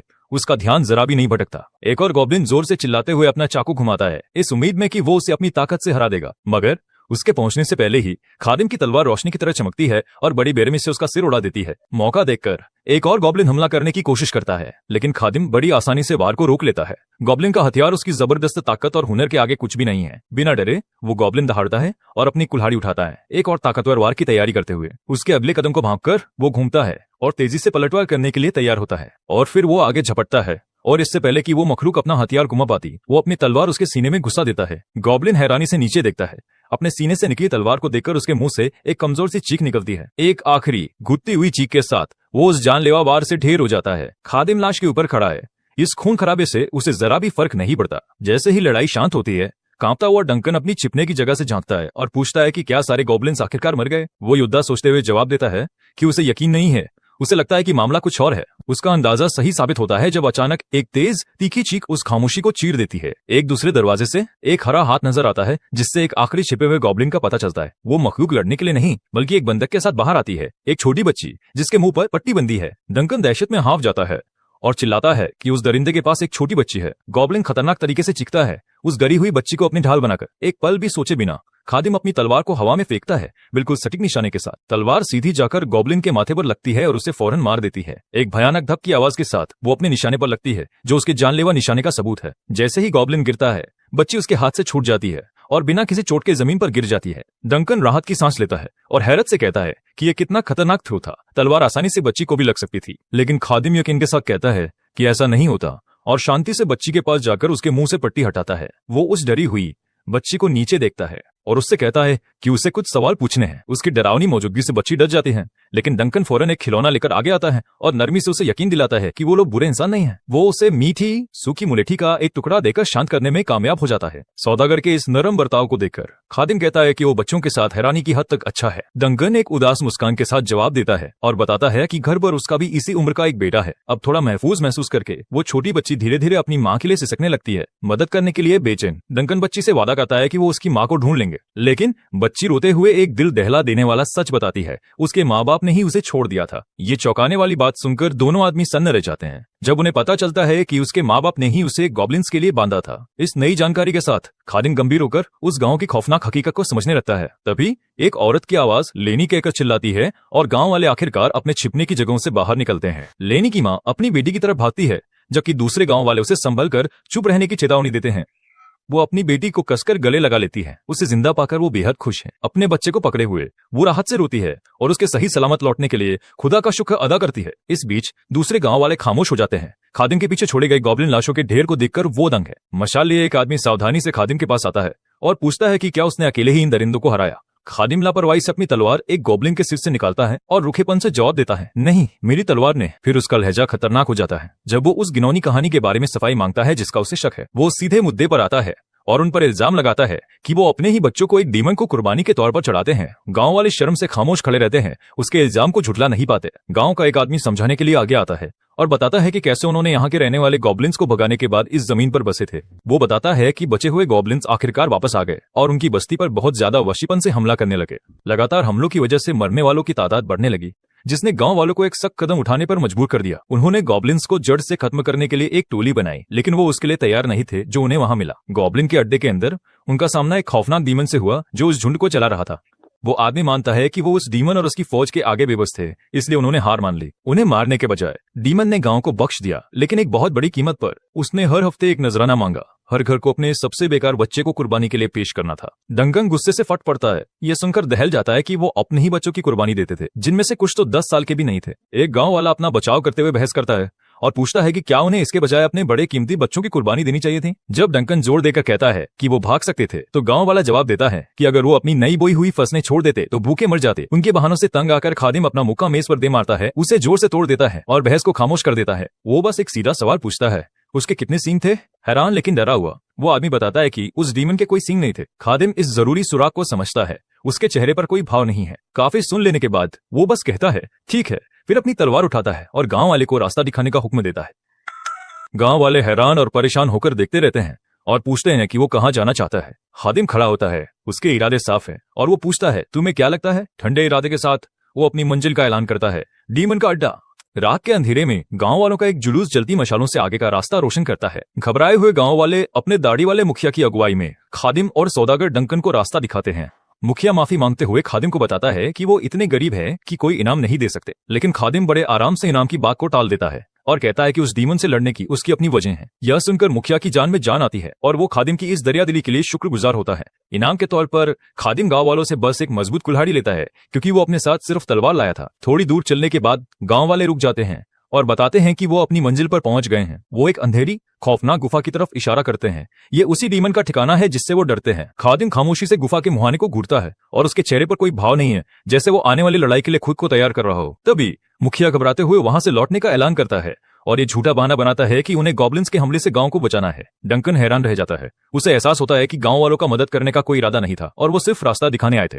यह कहते हुए कि डरपोक लोग सिर्फ रुकावट बनते हैं, खादिम डंकन को मशालची बनकर अपने साथ चलने का हुक्म देता है। सौदागर पूरी तरह हैरान परेशान बस गांव वालों को जाते हुए देखता रह जाता है। गांव वालों के जाने के बाद खादिम और खौफजदा डंकन गुफा के अंधेरे मुंह में दाखिल होते हैं। डंकन अभी भी गांव वालों की हरकत से परेशान है और पूछता है कि खादिम उन्हें उनकी बुजदिली के लिए कुछ कह क्यों नहीं रहा। जवाब में खादिम एक ठंडा सवाल पूछता है, क्या डंकन ने कभी किसी जिंदा डीमन का आमना सामना किया है? सौदागर मानता है कि उसने नहीं किया और उसने सिर्फ चोर बाजार में उनकी लाशें देखी हैं। योद्धा समझाता है कि जो इंसान एक डीमन का सामना कर लेता है वो फिर पहले जैसा कभी नहीं रहता। वो बताता है कि कैसे वो मुलाकात उनके जीने की इच्छा को तोड़ देती है और पीछे छोड़ जाती है सिर्फ खौफ और जिंदा रहने की बेताबी। वो आगे कहता है कि कुछ गिने चुने लोग ही उस दहशत पर काबू पा सकते हैं, लेकिन आम लोगों से ऐसी हिम्मत की उम्मीद नहीं की जा सकती। डंकन अब भी यकीन नहीं करता और दलील देता है कि जब जानवर भी अपने बच्चों को इतना चाहते हैं तो अपने ही बच्चों की कुर्बानी देना नाकाबिले माफी है। हालांकि खादिम ज्यादा हकीकत पसंद नजरिया अपनाता है और कहता है कि उन्होंने बस खुद को बचाने के लिए एक फैसला किया और उन्हें यूं ही बुरा नहीं ठहराना चाहिए। बच्चों के नजरिए से सोचते हुए डंकन कहता है कि उन्हें जरूर ऐसा महसूस हो रहा होगा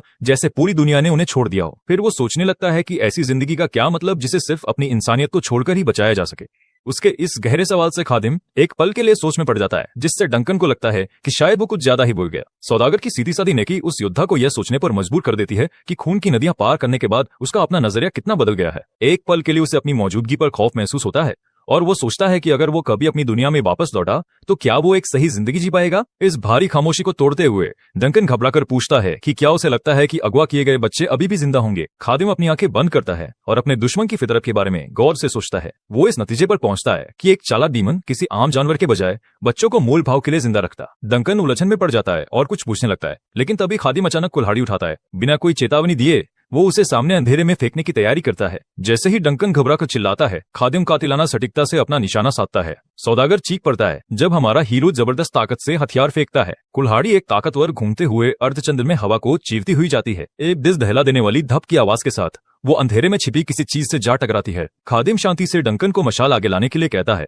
ताकि वो देख सके कि निशाना किस पर लगा है। जैसे ही वो ऐसा करता है, एक बड़ा भारी भरकम साया अंधेरे से लड़खड़ाता हुआ बाहर निकलता है। डंकन की दहशत की कोई सीमा नहीं रहती जब वो देखता है कि कुल्हाड़ी एक गॉब्लिन जासूस की खोपड़ी में दंसी हुई है। मरता हुआ गॉब्लिन अपनी आखिरी सांस के साथ घूरता है। तभी उसके पीछे अंधेरे में और भी लाल आंखें दिखाई देती हैं। अचानक गॉब्लिन्स का एक बहुत बड़ा झुंड खून के लिए चीखता हुआ सायों में से निकल पड़ता है। जहां डंकन उनकी तादाद देखकर घबरा जाता है, वहीं खादिम शांति से उसे मशाल को ऊंचा रखने का हुक्म देता है और फिर वो सामने से आ रही लहर का सामना करने के लिए आगे बढ़ता है। पहला गॉब्लिन चीखता है जब उसकी तलवार खतरनाक ढंग से उसके चेहरे के पास से गुजरती है। पूरी ताकत से वो तलवार गॉब्लिन के मुंह के आर पार कर देता है और तलवार की नोक उस मखलूक की गर्दन के पीछे से बाहर निकल आती है। वो बड़ी आसानी से एक दूसरे गॉब्लिन की कलाई पकड़ लेता है और उसके गदा के वार को बीच हवा में ही रोक देता है। फिर वो उस मखलूक को पीछे धकेलता है और अगले हमले से बचने की तैयारी करता है। एक और हमलावर को तेजी से निपटाने के बाद वो हालात का जायजा लेने के लिए एक पल रुकता है। वो नोटिस करता है कि तंग जगह और नुकीले पत्थरों की वजह से अपनी लंबी तलवार को असरदार तरीके से घुमाना मुश्किल होगा। बिना डरे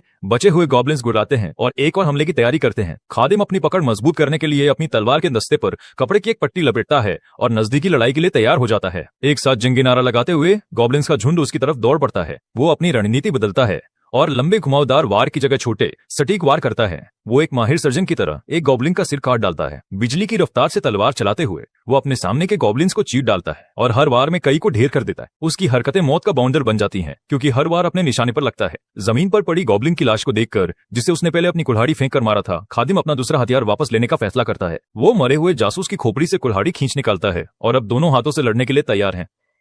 तलवार और कुल्हाड़ी दोनों हाथों में लेकर वो आसपास के गॉब्लिन्स पर हमलों की एक विनाशकारी बौछार कर देता है। हम भी समझ बाटी समान है, वो उसके दो तरफा हमले के आगे बेबस हैं। उनके सिर कट रहे हैं और जिस्म के टुकड़े टुकड़े हो रहे हैं। आखिरी हमलावर भी गिर जाता है और उसका कटा हुआ सिर गुफा के फर्श पर लुढ़क कर रुक जाता है। डंकन इस भयानक कत्लेआम को देखकर सिर्फ पसीना बहा सकता है और घबरा सकता है। लाशों के ढेर के बीच खड़े होकर वो हैरान है कि उस योद्धा ने अकेले ही उन सबको मार डाला। उनकी हिम्मत टूट जाती है और बचे हुए गॉब्लिन्स घबराकर गुफा में और अंदर की तरफ भागते हैं। जैसे ही वापस ली गई कुल्हाड़ी से खून टपकता है, डंकन बताता है कि बचे हुए लोग भाग रहे हैं। खादिम अपना अगला कदम बताता है। वो भागते हुए गॉब्लिन्स का पीछा करेंगे। उसे यकीन है कि वो उन्हें डीमन तक ले जाएंगे। डंकन रास्ता रोशन करता है और दोनों गुफाओं में और गहराई में उतरते जाते हैं। सौदागर की हैरानी का ठिकाना नहीं रहता जब वो एक तंग रास्ते से निकलकर एक बहुत ज्यादा चौड़ी खुली जगह में आ जाते हैं। वो अंदाजा लगाता है कि यह बड़ी तराशी हुई जगह जरूर गॉब्लिन्स का मुख्य अड्डा होगी। अचानक खादिम रुक जाता है। उसे एक नई मौजूदगी का एहसास होता है। वो डंकन को सावधान रहने की चेतावनी देता है और बताता है कि एक डीमन आसपास ही है। वो उसे दूर रहने का निर्देश देता है लेकिन भागने से मना करता है, कहीं ऐसा ना हो कि गॉब्लिन्स झुंड में उसका शिकार करें। वो सलाह देता है कि जरूरत पड़ने पर बचाव के लिए मशाल का इस्तेमाल करे। खतरे का एहसास होते ही खादिम की इंद्रियां चीख उठती है और एक आने वाले हमले को भागकर उसकी आंखें फैल जाती है। जैसे ही वो प्रतिक्रिया करने के लिए मुड़ता है, एक डीमन का पंजा हवा को चीरता हुआ उसकी तरफ आता है। अपनी रफ्तार के बावजूद वो सभी बारों से नहीं बच पाता और उसकी बाहों पर कई जख्म लग जाते हैं। डंकन हमले को देखकर दहशत में चीखता है लेकिन योद्धा बस खुद को संभालता है और अपने दुश्मन का सामना करने के लिए तैयार हो जाता है। डीमन खुद को जाहिर करता है एक खतरनाक लाल मखलूक और दिलचस्पी से कहता है कि खादिम कोई गांव वाला नहीं है। वो खिलखिलाकर हंसता है, एक नए और ज्यादा दिलचस्प दुश्मन के आने से साफ तौर पर खुश है। खादिम फौरन समझ जाता है कि ये मखलूक गांव वालों के बताए गए डीमन से अलग है। उसे झटका लगता है जब वो डीमन के माथे के बीचों बीच एक छोटा लेकिन साफ नजर आने वाला सींग उगता हुआ देखता है। वो मन ही मन कोसता है, ये समझकर कि सींग वाला डीमन उससे कहीं ज्यादा खतरनाक दुश्मन है जितना उसे बताया गया था। खादिम का सामना हॉर्न डीमन लॉर्ड से होता है जो उसकी उम्मीद से कहीं ज्यादा खतरनाक दुश्मन था। अपनी किस्मत को कोसते हुए उसे एहसास होता है कि डीमन का बढ़ता हुआ सींग इस बात का इशारा है कि वो एक छोटे डीमन से विकसित होकर कहीं ज्यादा ताकतवर इंटरमीडिएट डीमन बन चुका है। डीमन उसकी बेबसी देखकर मजा लेता है और कहता है, मुझे तुम्हारी ये हालत पसंद आई। जवाब में खादिम की आंखें सिकुड़ जाती है और वो हमले का सीधा सामना करने के लिए तैयार हो जाता है। हमलों का पहला दौर शुरू होते ही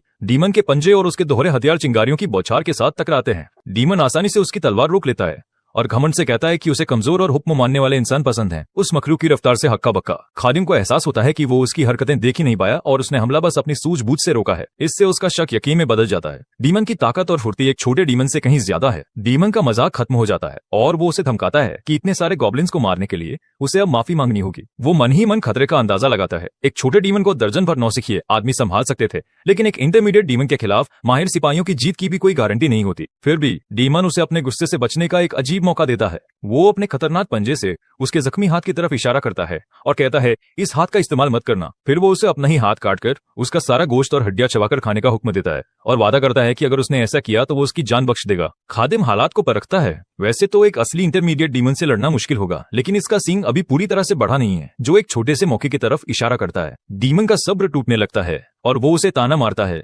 पूछता है कि वो उसका हुक्म क्यों नहीं मान रहा। बेफिक्र खादिम अपनी तलवार जमीन में गाड़ देता है और कहता है कि डीमन काफी शोर मचा रहा है। वो एक मशक निकालता है और बेरुखी से कहता है कि उसका किसी खून की थैली की बात सुनने का कोई इरादा नहीं है। अपनी कुल्हाड़ी के एक तेज वार से वो मशक को काट देता है और उसमें से गॉब्लिन्स का गहरा लाल खून बहने लगता है। एक जानी पहचानी तेज गंध डीमन के नथनों से टकराती है और वो पीछे हट जाता है। एक इंसान के पास वो चीज क्यों? वो यकीन न करते हुए पूछता है जबकि खादिम खून पीना शुरू कर देता है। अब खाली हो चुकी मशक जमीन पर गिर जाती है। उसका काम पूरा हो चुका था। लगभग फौरन ही खून का असर होने लगता है और उसके जिस्म से एक गहरी ताकतवर ऑरा निकलने लगती है। बरसरकर की ताकत उसके अंदर दौड़ने लगती है और वो एक जंगली दहाड़ मारता है। डीमन उसे देखता है और अब उसकी आंखों में एक हल्की सी घबराहट साफ नजर आती है। उसकी आंखें खतरनाक तरीके से सुर्ख चमकने लगती है जो उसकी असली ताकत के जागने का इशारा है। वो जानता है कि पुराने खून का असर ज्यादा देर तक नहीं रहेगा और वो लड़ाई जल्दी खत्म करने के लिए खुद को तैयार करता है। डीमन खुद से सवाल करता है कि क्या उसे सच में डर लग रहा है, वो भी एक मामूली इंसान से। वो फौरन इस ख्याल को झटक देता है और खुद को अपनी नई मिली ताकत की याद दिलाता है। नई नफरत से बढ़कर वो खादिम को घूरता है और कसम खाता है, मैं तुझे मार डालूंगा, मर जा। चिल्लाते हुए वो एक जोरदार हमले के लिए आगे लपकता है। खादिम उसके अंधाधुंध हमले को देखता है और सोचता है कि इस मखलूक के हालिया इवोल्यूशन ने शायद इसकी सोचने समझने की ताकत को धुंधला कर दिया है। डीमन अपने छुरी जैसे तेज पंजों से ताबड़तोड़ वार करता है लेकिन अब ताकतवर होने के बाद वो उसकी हर एक हरकत को साफ साफ देख सकता है। जैसे ही डीमन अपने बेरम पंजों से हमला करने के लिए आगे बढ़ता है वो अपनी कुल्हाड़ी के एक जोरदार वार से पलटवार करता है। अपना पंजा रोके जाने पर डीमन झुंझलाहट में चीखता है। खादिम देखता है कि टक्कर के जोर से उसकी कुल्हाड़ी के ब्लेड पर एक दरार आ गई है। बेपरवाह वो फैसला करता है कि अगर कुल्हाड़ी टूटी तो वो अपनी तलवार से लड़ेगा, और अगर तलवार भी टूट गई तो अपने मुक्कों से। डीमन धीमी आवाज में गुर्राता है। उसकी झुंझलाहट बढ़ती जा रही थी। इस नाफरमानी से आग बबूला होकर वो चिल्लाता है, नाकाबिले माफी इंसान। खादिम हमला करने के लिए आगे बढ़ता है। उसकी चमकती लाल आंखें डीमन की हर हरकत पर नजर रखे हुए थीं। डीमन इस अचानक हुए हमले से सन्न रह जाता है। वो अपना सारा वजन और नई मिली ताकत उस वार में झोंक देता है। उसकी तलवार एक जोरदार धमाके के साथ डीमन के आपस में रखे पंजों से टकराती है। उस वार की जबरदस्त ताकत उस विशाल डीमन को पीछे घिसटने पर मजबूर कर देती है। टक्कर से कांपता हुआ डीमन थरथराता है। वो इंसान की इस बेहिसाब ताकत से हैरान था। खादिम इस मौके का फायदा उठाता है। उसकी कुल्हाड़ी पहले से ही दूसरे हाथ में अगले वार के लिए तैयार थी, और एक जबरदस्त घूमते हुए वार के साथ वो डीमन को एक बार फिर पीछे लड़खड़ाने पर मजबूर कर देता है। डीमन हैरान परेशान है। वो समझ नहीं पा रहा कि एक मामूली इंसान के पास इतनी ज्यादा तबाही मचाने वाली ताकत कैसे हो सकती है। वो गुस्से में एक चीख मारता है और खौफनाक रफ्तार से हमला करने के लिए अपने पंजे उठाकर आगे बढ़ता है, लेकिन खादिम बड़ी आसानी से पंजे के उस मायूस वार से बच जाता है। फिर वो अपना कंधा डीमन की छाती में दे मारता है। इस टक्कर से वो मखलूक पीछे की ओर लड़खड़ा जाती है और उसके पैर जमीन में गहरे निशान छोड़ जाते हैं। बिजली की रफ्तार से वो डीमन की तरफ अपनी तलवार चलाता है। उसी वक्त वो अचानक अपने दूसरे हाथ में पकड़ी कुल्हाड़ी से एक जबरदस्त वार करता है, जिससे डीमन दहशत में पीछे हट जाता है, क्योंकि वो बाल बाल उस हमले से बचा था। इसके बाद वो ताबड़तोड़ हमलों का ऐसा बवंडर चलाता है कि डीमन का बचाव पूरी तरह से टूट जाता है। एक आखिरी जोर लगाकर वो निर्णायक वार करने के लिए तैयार होता है। अपनी मौत को करीब महसूस करके डीमन उस वार से बचने के लिए बेताशा पीछे कूदता है। उसका हमला उसी जगह जमीन से टकराता है जहां डीमन अभी अभी खड़ा था, और नीचे के पत्थर को चकनाचूर कर देता है। डीमन लड़खड़ाकर पीछे हटता है और उस खूंखार खून की ताकत से भरे योद्धा के सामने जमीन पर कांपने लगता है। डरा हुआ वो अपने दुश्मन को घूरता है और पूछता है, तुम हो क्या? खादिम उसे नीचे घूरता है। उसकी गैर इंसानी ताकत डीमन को यह सोचने पर मजबूर कर देती है कि क्या वो सच में इंसान भी है। वो खुद को यकीन दिलाता है कि यह कोई इंसान नहीं बल्कि इंसानी शक्ल में एक राक्षस है। डर से कांपता हुआ डीमन बचने का रास्ता ढूंढता है। वो अचानक ऊपर की ओर छलांग लगाता है और गुफा की छत से निकली एक पथरीली नोक को पकड़कर लटक जाता है, उस बरसरकर से एक महफूज दूरी बनाए रखते हुए। यह समझते हुए कि वो मुकाबले में कहीं नहीं टिकता और सीधा हमला बेकार है, वो कोई दूसरी तरकीब सोचने लगता है। अचानक उसका ध्यान गुफा के अंदर से आती एक घबराई हुई चीख की तरफ जाता है। वो सौदागर डंकन को देखता है, जो मशाल से 2 गॉब्लिन्स को भगाने की बेतहाशा कोशिश कर रहा है। वो आदमी गॉब्लिन्स को धमकाता है और उन्हें अपनी मशाल से दूर रहने की चेतावनी देता है। जलती हुई तेज लौ गुफा के एक अंधेरे कोने को रोशन करती है। डीमन के दिमाग में एक नया शैतानी प्लान बनता है। अगर वो उस आग से छुटकारा पाले तो वो अंधेरे का फायदा उठा सकता है। उस पल के लिए खादिम को नजरअंदाज करते हुए वो अपनी दिशा बदलता है और डंकन की तरफ झपटता है। जैसे ही डीमन अपना निशाना बदलता है, खादिम की पकड़ अपनी कुल्हाड़ी पर कस जाती है। वो घूर कर देखता है और एक पल में समझ जाता है कि वो मकरू क्या करने की सोच रही है। वो डीमन की चाल को नाकाम करने के लिए तैयार एक रक्षात्मक मुद्रा में आ जाता है। उसकी आंखें पक्के इरादे से जल रही थी और वो कसम खाता है, मैं तुम्हें अपनी मनमानी नहीं करने दूंगा। जैसे ही हॉर्न डीमन लॉर्ड गुफा की दीवारों से नीचे उतरता है, खादिम अपनी जगह पर डटा है, जिसके जिस्म से एक ताकतवर लाल ऑरा निकल रहा है। खून से ताकत पाकर वो डीमन की रफ्तार पर गौर करता है और समझ जाता है कि सीधे हमले से वो आसानी से बच निकलेगा। पक्के इरादे के साथ वो डीमन की फुर्ती का मुकाबला करने के लिए एक नई तरकीब अपनाने का फैसला करता है। वो अपनी भारी भरकम कुल्हाड़ी को कसकर पकड़ता है, एक ऐसा हमला करने के लिए जो बड़े इलाके में तबाही मचा दे। डीमन पर सीधा हमला करने के बजाय वो उसके पैरों तले की जमीन को ही तबाह करने का ऐलान करता है। अपनी सारी ताकत बटोरकर वो पूरी सटीकता से कुल्हाड़ी घुमाता है और उसे निशाने की तरफ फेंक देता है। हॉर्न डीमन लॉर्ड इस अनोखे हमले से पूरी तरह बेखबर है। टकराने से ठीक पहले कुल्हाड़ी जबरदस्त ताकत से घूमती है और फिर डीमन के पैरों के नीचे की जमीन एक जोरदार धमाके के साथ फट जाती है और उस वार की ताकत से अनगिनत टुकड़ों में बिखर जाती है। इस झटके से डंकन और पास खड़े गॉब्लिन्स भी हैरान रह जाते हैं। कांपती हुई जमीन पर अपना संतुलन खोकर डीमन लड़खड़ाता है और गिर पड़ता है।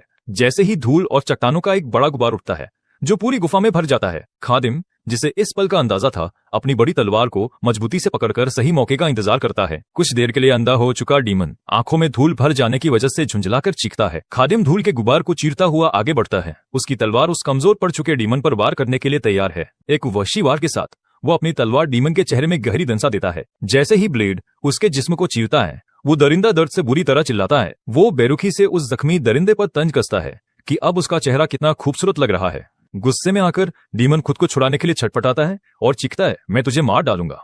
खादिम हैरान है कि इतना जानलेवा जख्म लगने के बावजूद डीमन अब भी जिंदा है। अपनी तलवार बाहर निकालने की कोशिश करते हुए वो बड़बड़ाता है, ये डीमन तो सच में एक बड़ी मुसीबत है। जैसे ही वो तलवार को घुमाता है, डीमन नाकाबिले बर्दाश्त दर्द से चीखता है और उसे रुकने के लिए गिड़गिड़ाता है। एक आखिरी जोरदार झटके के साथ वो अपनी तलवार ऊपर की ओर खींचता है और डीमन की खोपड़ी के 2 टुकड़े कर देता है। डीमन जमीन पर ढेर हो जाता है, उसका सिर फट चुका है और वो दर्द से आखिरी चीख मारता है। आखिरकार डीमन का जिस्म तड़पता है और बुरी तरह ऐंठता है, जैसे जैसे जिंदगी धीरे धीरे उसका साथ छोड़ रही है। जैसे ही लाल रंग का बरसरकर ऑरा फीका पड़ता है, खादिम को महसूस होता है कि उसकी बढ़ी हुई ताकत का असर खत्म हो रहा है। वो राहत की सांस लेता है। शुक्र है कि उसने इंटरमीडिएट डीमन को बिल्कुल सही वक्त पर हरा दिया। एक डरी हुई चीख सुनकर वो अपना ध्यान बचे हुए दुश्मनों की तरफ करता है। अपने मालिक की भयानक हार देखकर बचे हुए गॉब्लिन्स खौफ से कांप रहे हैं और अपनी जगह से हिल तक नहीं पा रहे। वो गौर करता है कि डीमन की मौत के साथ उनकी शैतानी वहशत भी शांत हो गई है, लेकिन बिना कोई रहम दिखाए वो अपनी तलवार पर पकड़ और मजबूत कर लेता है। पलक झपकते ही वो एक गॉब्लिन का सिर धड़ से अलग कर देता है। वो ऐलान करता है कि जब ये पहले ही राक्षस बन चुके हैं तो वो एक एक को मार डालेगा। एक मोहक वाला गॉब्लिन दहशत से देखता है जब उसके साथी का कटा हुआ सिर लुढ़क उसके पैरों पर आ रुकता है। वो अपनी जान बचाने के लिए बेतहाशा भागता है, लेकिन इससे पहले कि वो भाग पाता, एक तलवार उसके सिर के आर पार हो जाती है। एक और अकेले गॉब्लिन को भागने की कोशिश करते देख वो अपने आखिरी निशाने पर नजरें टिकाता है। वो पहचान लेता है कि भागने वाला वो छोटा गॉब्लिन है जिसके हाथ में अकेली मशाल है और उसे खत्म करने के लिए तैयार हो जाता है। जैसे ही वो अपनी तलवार घुमाता है, डंकन की घबराई हुई आवाज हवा को चीरती है, जो पुकार रहा है, जनाब। वो सौदागर किसी अनहोनी के डर से दहशत में चीखता है। उस चीख से चौंककर खादिम अपनी तलवार डंकन के सिर से बस कुछ इंच पहले ही रोक लेता है। डंकन बुरी तरह कांप रहा है और उसने डर के मारे अपनी आंखें कसकर बंद कर ली हैं। खौफ से सुन्न होकर वो तलवार को घूरते हुए पसीने पसीने हो जाता है। एक पल बाद डंकन सदमे में खड़ा है, ये समझने की कोशिश कर रहा है कि अभी अभी क्या हुआ। खादिम की कातिलाना वहशत कम हो जाती है जब उसे इस जानलेवा गलतफहमी का एहसास होता है। डंकन चिंता से कहता है कि उसका चेहरा पीला पड़ गया है, जिस पर खादिम उसे डराने के लिए रुखेपन से माफी मांगता है। जब डंकन बताता है कि बच्चे और अंदर हैं, तो खादिम उन्हें बचाने का इरादा करता है ताकि वो सब यहाँ से निकल सकें। साफ तौर पर राहत महसूस करते हुए डंकन फौरन मान जाता है। डीमन की लाश को घसीटते हुए खादिम और डंकन बच्चों को ढूंढने के लिए गुफा में और अंदर जाते हैं। वापस गाँव में अपने बच्चों को लौटता देख माँ बाप खुशी और हैरत से चिल्ला उठते हैं। रोते हुए माँ बाप आगे बढ़ते हैं, अपने बच्चों को गले लगाते हैं, जबकि एक माँ अपने बेटे को कसकर पकड़ लेती है और अपने देवता एल्गा का शुक्रिया अदा करती है कि वो सही सलामत लौट आया। गांव वाले खादिम और डंकन के आसपास जमा हो जाते हैं और उस भाड़े के सैनिक का उसकी बहादुरी के लिए बार बार शुक्रिया अदा करते हैं। एक बुजुर्ग गांव वाला शुक्रगुजारी के साथ उसे गर्मा गर्म सूप देता है और साथ में खाना खाने के लिए कहता है, लेकिन वो मना कर देता है और जोर देकर कहता है कि ये खाना भूखे और थके हुए बच्चों को दिया जाए। फिर वो हैरान डंकन से कहता है कि वो गांव वालों के साथ खाए और बताता है कि उसे आराम करने की जरूरत है। डंकन खामोशी से हैरत भरी नजरों से देखता है। जब खादिम वहां से चला जाता है, डीमन की बेजान लाश उसके कंधे पर लटकी हुई है। फिर उसकी नजर बचाए गए लड़कों में से एक पर पड़ती है जिसकी आंखें सदमे से फटी की फटी रह गई हैं। गुफा के अंदर डंकन उस खौफनाक मंजर को याद करता है जो उसने और खादिम ने देखा था। उन्हें बच्चे एक साथ दुखे हुए मिले थे जो बिना सोचे समझे शैतानी मंत्र पढ़ रहे थे। बच्चे साफ तौर पर सदमे में थे, आगे पीछे हिल रहे थे और गिड़गिड़ा रहे थे कि उन्हें दोबारा न छोड़ा जाए। खादिम ने हैरान डंकन को बताया था कि डीमन ने बच्चों को सिर्फ कैद नहीं किया था, बल्कि वो एक एक करके उनका जहन बदल रहा था। उसने पूरी जहनी तकलीफ के बारे में बताया था कि कैसे डीमन बार बार बच्चों से कहता था कि उन्हें छोड़ दिया गया है और वो किसी काम के नहीं है। खादिम ने यह भी बताया था कि जहन बदलने का ये तरीका इतना ताकतवर था कि एक मजबूत इरादों वाला पादरी भी आखिरकार हार मान लेता। उसने उदासी से कहा था कि ये जहन बदलना कम और उनके दिमाग में छोड़े जाने की कड़वी सच्चाई को हमेशा के लिए गोदना ज्यादा था। हैरान होकर डंकन ने पूछा था कि कोई डीमन उन्हें सीधा मारने के बजाय इतना जालिम काम क्यों करेगा। खादिम ने समझाया था कि ये डीमंस की फितरत है कि वो सबसे बड़ी गिजा पर पलते हैं, इंसानी तकलीफ और मायूसी। सौदागर के पास कहने को कुछ नहीं बचा था, वो इतनी गहरी बुराई को समझने की कोशिश कर रहा था। डंकन आखिरकार खादिम की पहले कही बात समझ गया था। अगर डीमन कम जालिम होता तो बच्चों को मार दिया गया होता। किसी चमत्कार की उम्मीद में उसने पूछा था कि क्या माँ बाप का प्यार और पछतावा उनके टूटे हुए जहन को ठीक कर सकता है। खादिम ने माना था कि ये पूरी तरह नामुमकिन नहीं है, हालांकि उसके लहजे से लग रहा था कि ऐसा होना बहुत मुश्किल है। लेकिन उसने साफ साफ अपना शक जाहिर किया था कि जो माँ बाप अपने बच्चों को एक बार छोड़ चुके हैं वो उन्हें बचाने के लिए जरूरी ईमानदारी कभी नहीं दिखा पाएंगे, और इस बात ने डंकन की बची खुची उम्मीद भी तोड़ दी थी। गाँव के मुस्तकबिल के इस भयानक अंदाजे से मायूस होकर डंकन ने मुंह फेर लिया था। वापस आज में जैसे ही खादिम और डंकन गांव को पीछे छोड़ते हैं, सदमे में डूबा एक लड़का उन्हें जाते हुए देखता है। डंकन अपनी हैरानी जताता है कि खादिम बिना आराम किए फौरन जाने का इरादा रखता है। खादिम वहां रुकने के ख्याल को खारिज कर देता है और समझाता है कि होली नाइट के कत्ल का कोई गवाह अब तक सामने आ चुका होगा। अपने जख्मों पर पट्टी बांधते हुए वो साफ करता है कि सिपाहियों को मारना शायद नजरअंदाज कर दिया जाए, लेकिन एक होली नाइट का कत्ल एक ऐसा जुर्म है जिसे फेथ कभी माफ नहीं करेगा। ये बात डंकन के जहन पर फिर से चोट करती है कि वो एक ऐसे आदमी के साथ सफर कर रहा है जिसने एल्गा के एक खास होली नाइट का बेरहमी से कत्ल किया है। खादिम चेतावनी देता है कि नाइट्स शायद पहले ही उनके पीछे लग चुके होंगे। एक गहरी उर्गंसी के साथ वो ऐलान करता है कि उन्हें जल्दी करनी होगी।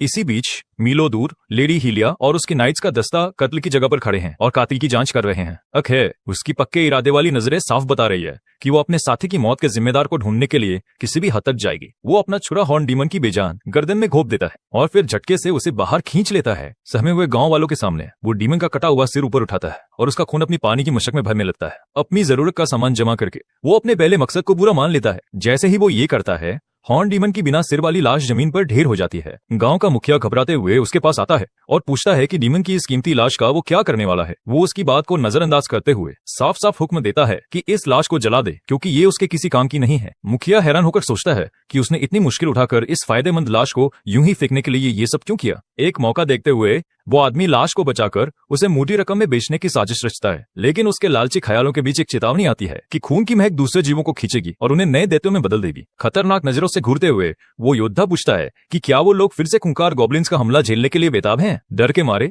मुखिया हतलाते हुए कहता है कि वो लोग बस उसे जलाने ही वाले थे। गांव वाले फौरन उसकी बात मान लेते हैं और डीमन की लाश को ठिकाने लगाने का मनहूस काम शुरू कर देते हैं। जैसे ही खादिम जाने की तैयारी करता है, औरतों में से एक उसे आवाज देती है। वो लेनी की माँ है जो बच्चों को बचाने के लिए शुक्राने के तौर पर उसे कुछ सामान देती है, जिसमें नए जूते और एक बेल्ट भी शामिल हैं। एक पल सोचने के बाद वो उनका तोहफा कबूल कर लेता है और उन चीजों को अच्छे से इस्तेमाल करने का वादा करता है। बिना देर किए वो नया सामान पहन लेता है। नया सामान जिसमें एक कुल्हाड़ी भी है, काफी काम का साबित होता है और उसे देखकर लगता है कि वो अपने सफर के अगले हिस्से के लिए तैयार है। लेकिन जैसे ही वो निकलने वाले होते हैं, वो अचानक दर्द से कराते हुए अपनी छाती पकड़ लेता है। उसका साथी डंकन हैरानी से उसे देखता है और खादिम को एहसास होता है कि होली नाइट का दिया पुराना जख्म फिर से उभर रहा है। वो हैरान है कि डीमन के हमले से उसका जिस्म कितनी तेजी से ठीक हो गया, लेकिन 10 दिन पुराना पाक जख्म भरने का नाम ही नहीं ले रहा। वो उदासी से इस नतीजे पर पहुंचता है कि होली नाइट का हथियार कोई मामूली भाला नहीं था, बल्कि एक ब्लेस्ड वेपन था। इसी बीच कत्लेआम वाली जगह पर मारे गए होली नाइट की सूली पर चढ़ी लाश के ऊपर कौवे मंडरा रहे हैं। जबरदस्त लेडी हेलिया उस तबाही के बीच खड़ी है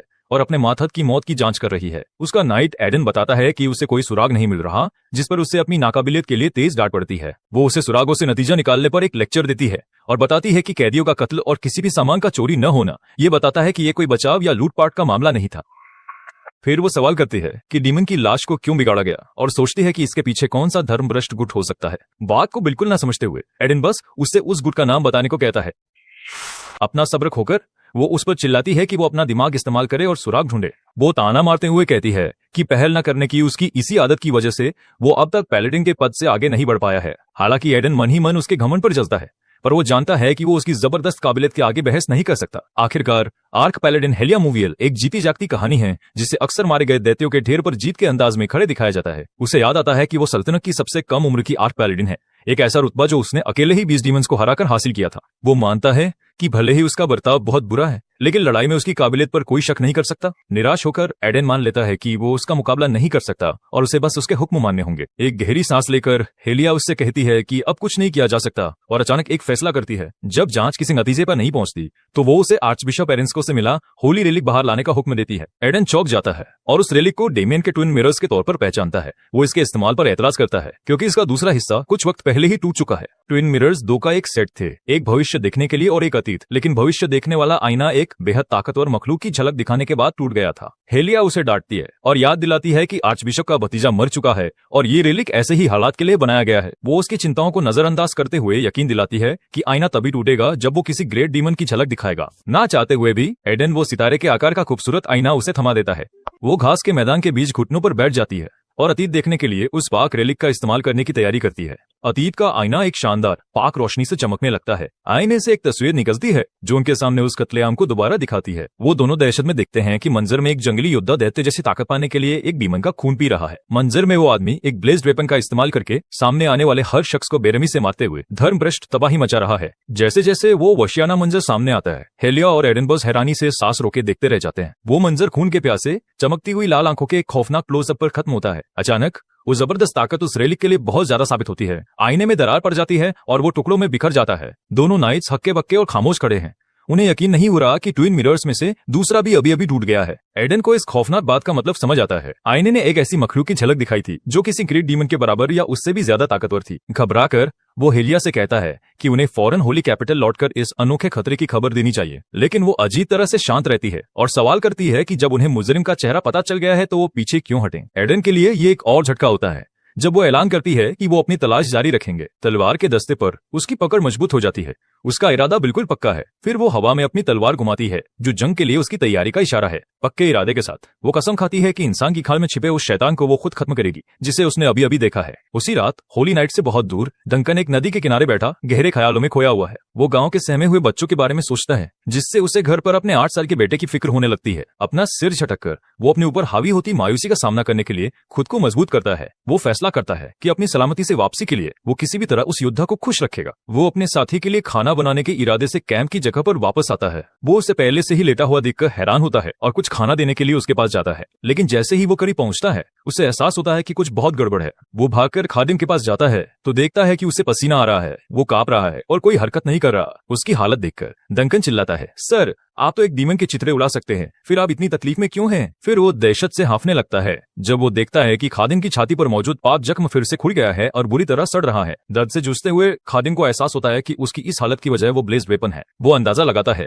कि उस हथियार पर एक खास दुआ फूंकी गई थी, जिसे शैतानी मखलूक को जानलेवा जख्म देने के लिए बनाया गया था। एक बरसरकर होने के नाते जो ताकत के लिए डीमन का खून पीता है, उसने अनजाने में खुद को इस पाक जादू के आगे कमजोर बना लिया है। डंकन चिंता जताता है कि उन्हें गांव में ही रुकना चाहिए था, लेकिन खादिम साफ करता है कि इस तरह का जख्म सिर्फ आराम करने से नहीं भरेगा। बात बदलते हुए वो चांद के बारे में पूछता है और डंकन बताता है कि चांद घट रहा है। खादिम को राहत मिलती है, उसने अपना मौका नहीं गंवाया है। आज की रात ही वो रात है। उनकी बातचीत अचानक अंधेरे जंगल से आती एक मनहूस सरसराहट से टूट जाती है। उस आवाज को पहचानकर डंकन का चेहरा पीला पड़ जाता है और उस पर एक खौफ तारी हो जाता है। जंगल के सायों से हल्की गुर्राहट के साथ दर्जनों चमकती हुई पीली आंखें सामने आती हैं। एक बड़ा पंजे वाला पैर आग की रोशनी में कदम रखता है, जिससे एक खतरनाक शिकारी सामने आता है। जैसे ही भेड़िए जैसा गुर्राता हुआ एक जीव सामने आता है, डंकन दहशत के साथ नए खतरे को पहचानता है। Blade Wolves. अपनी कमजोर हालत के बावजूद खादिम एक लंबी थकी हुई आह भरता है। वो अपनी कुल्हाड़ी और तलवार उठाता है और लड़ाई के लिए तैयार होता है। वो फिक्रमंद डंकन को अपने पीछे धकेलता है और उसे दूर रहने को कहता है। हताश और थका हुआ वो इस दुनिया को कोसता है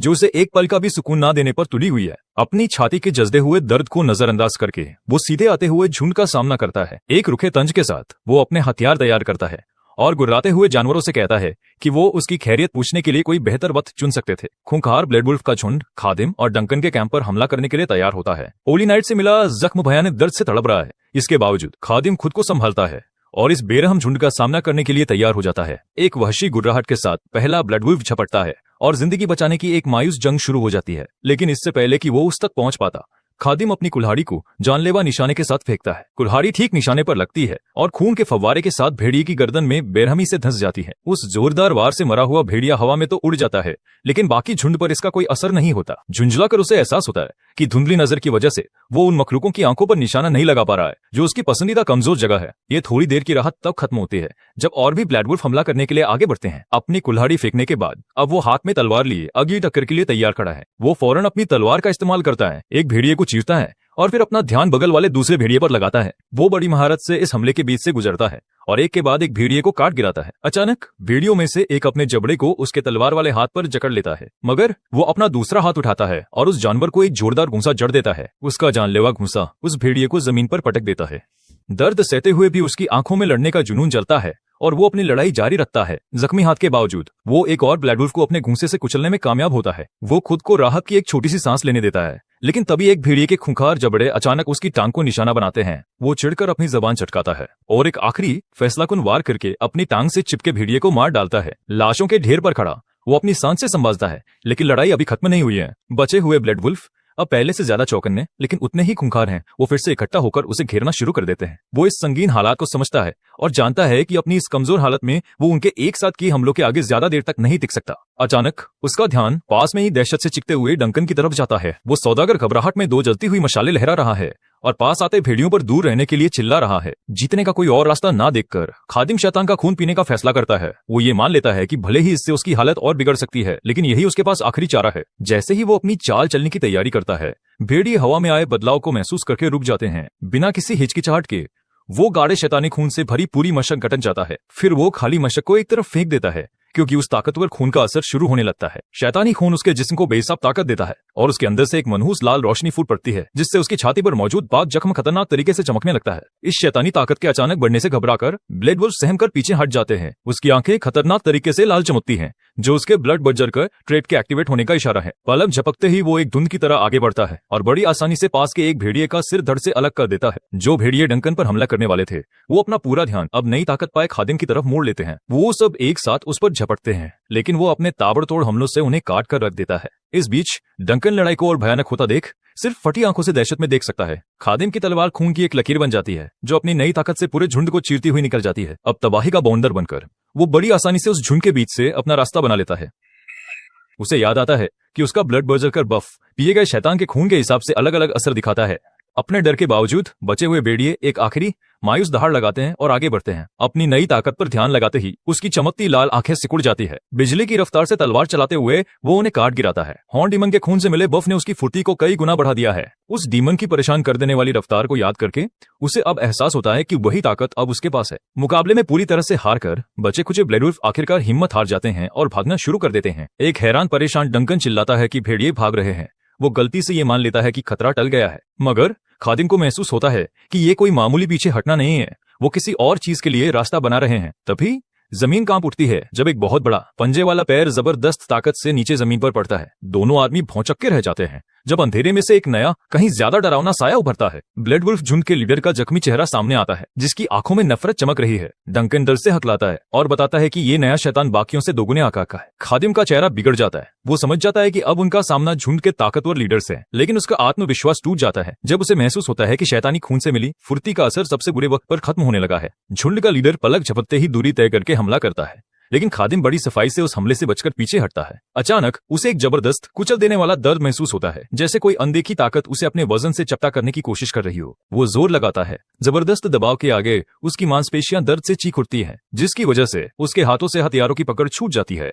वो लड़खड़ाता है और अपनी छाती पकड़ लेता है क्योंकि उसका शापित जख्म जलन वाले दर्द के साथ फिर से खुल जाता है। डंकन भागकर उसके पास आता है और खादिम के गिरते ही घबरा कर पूछता है कि क्या वो ठीक है। उस लगभग बेहोश योद्धा को सहारा देकर डंकन अपनी मशालों से झुंड के लीडर को दूर रखने की बेकरार कोशिश करता है। खादिम हांफता है। उसकी नजर धुंधला जाती है क्योंकि उसकी छाती पर बना पाक निशान भयानक दर्द से जल रहा है।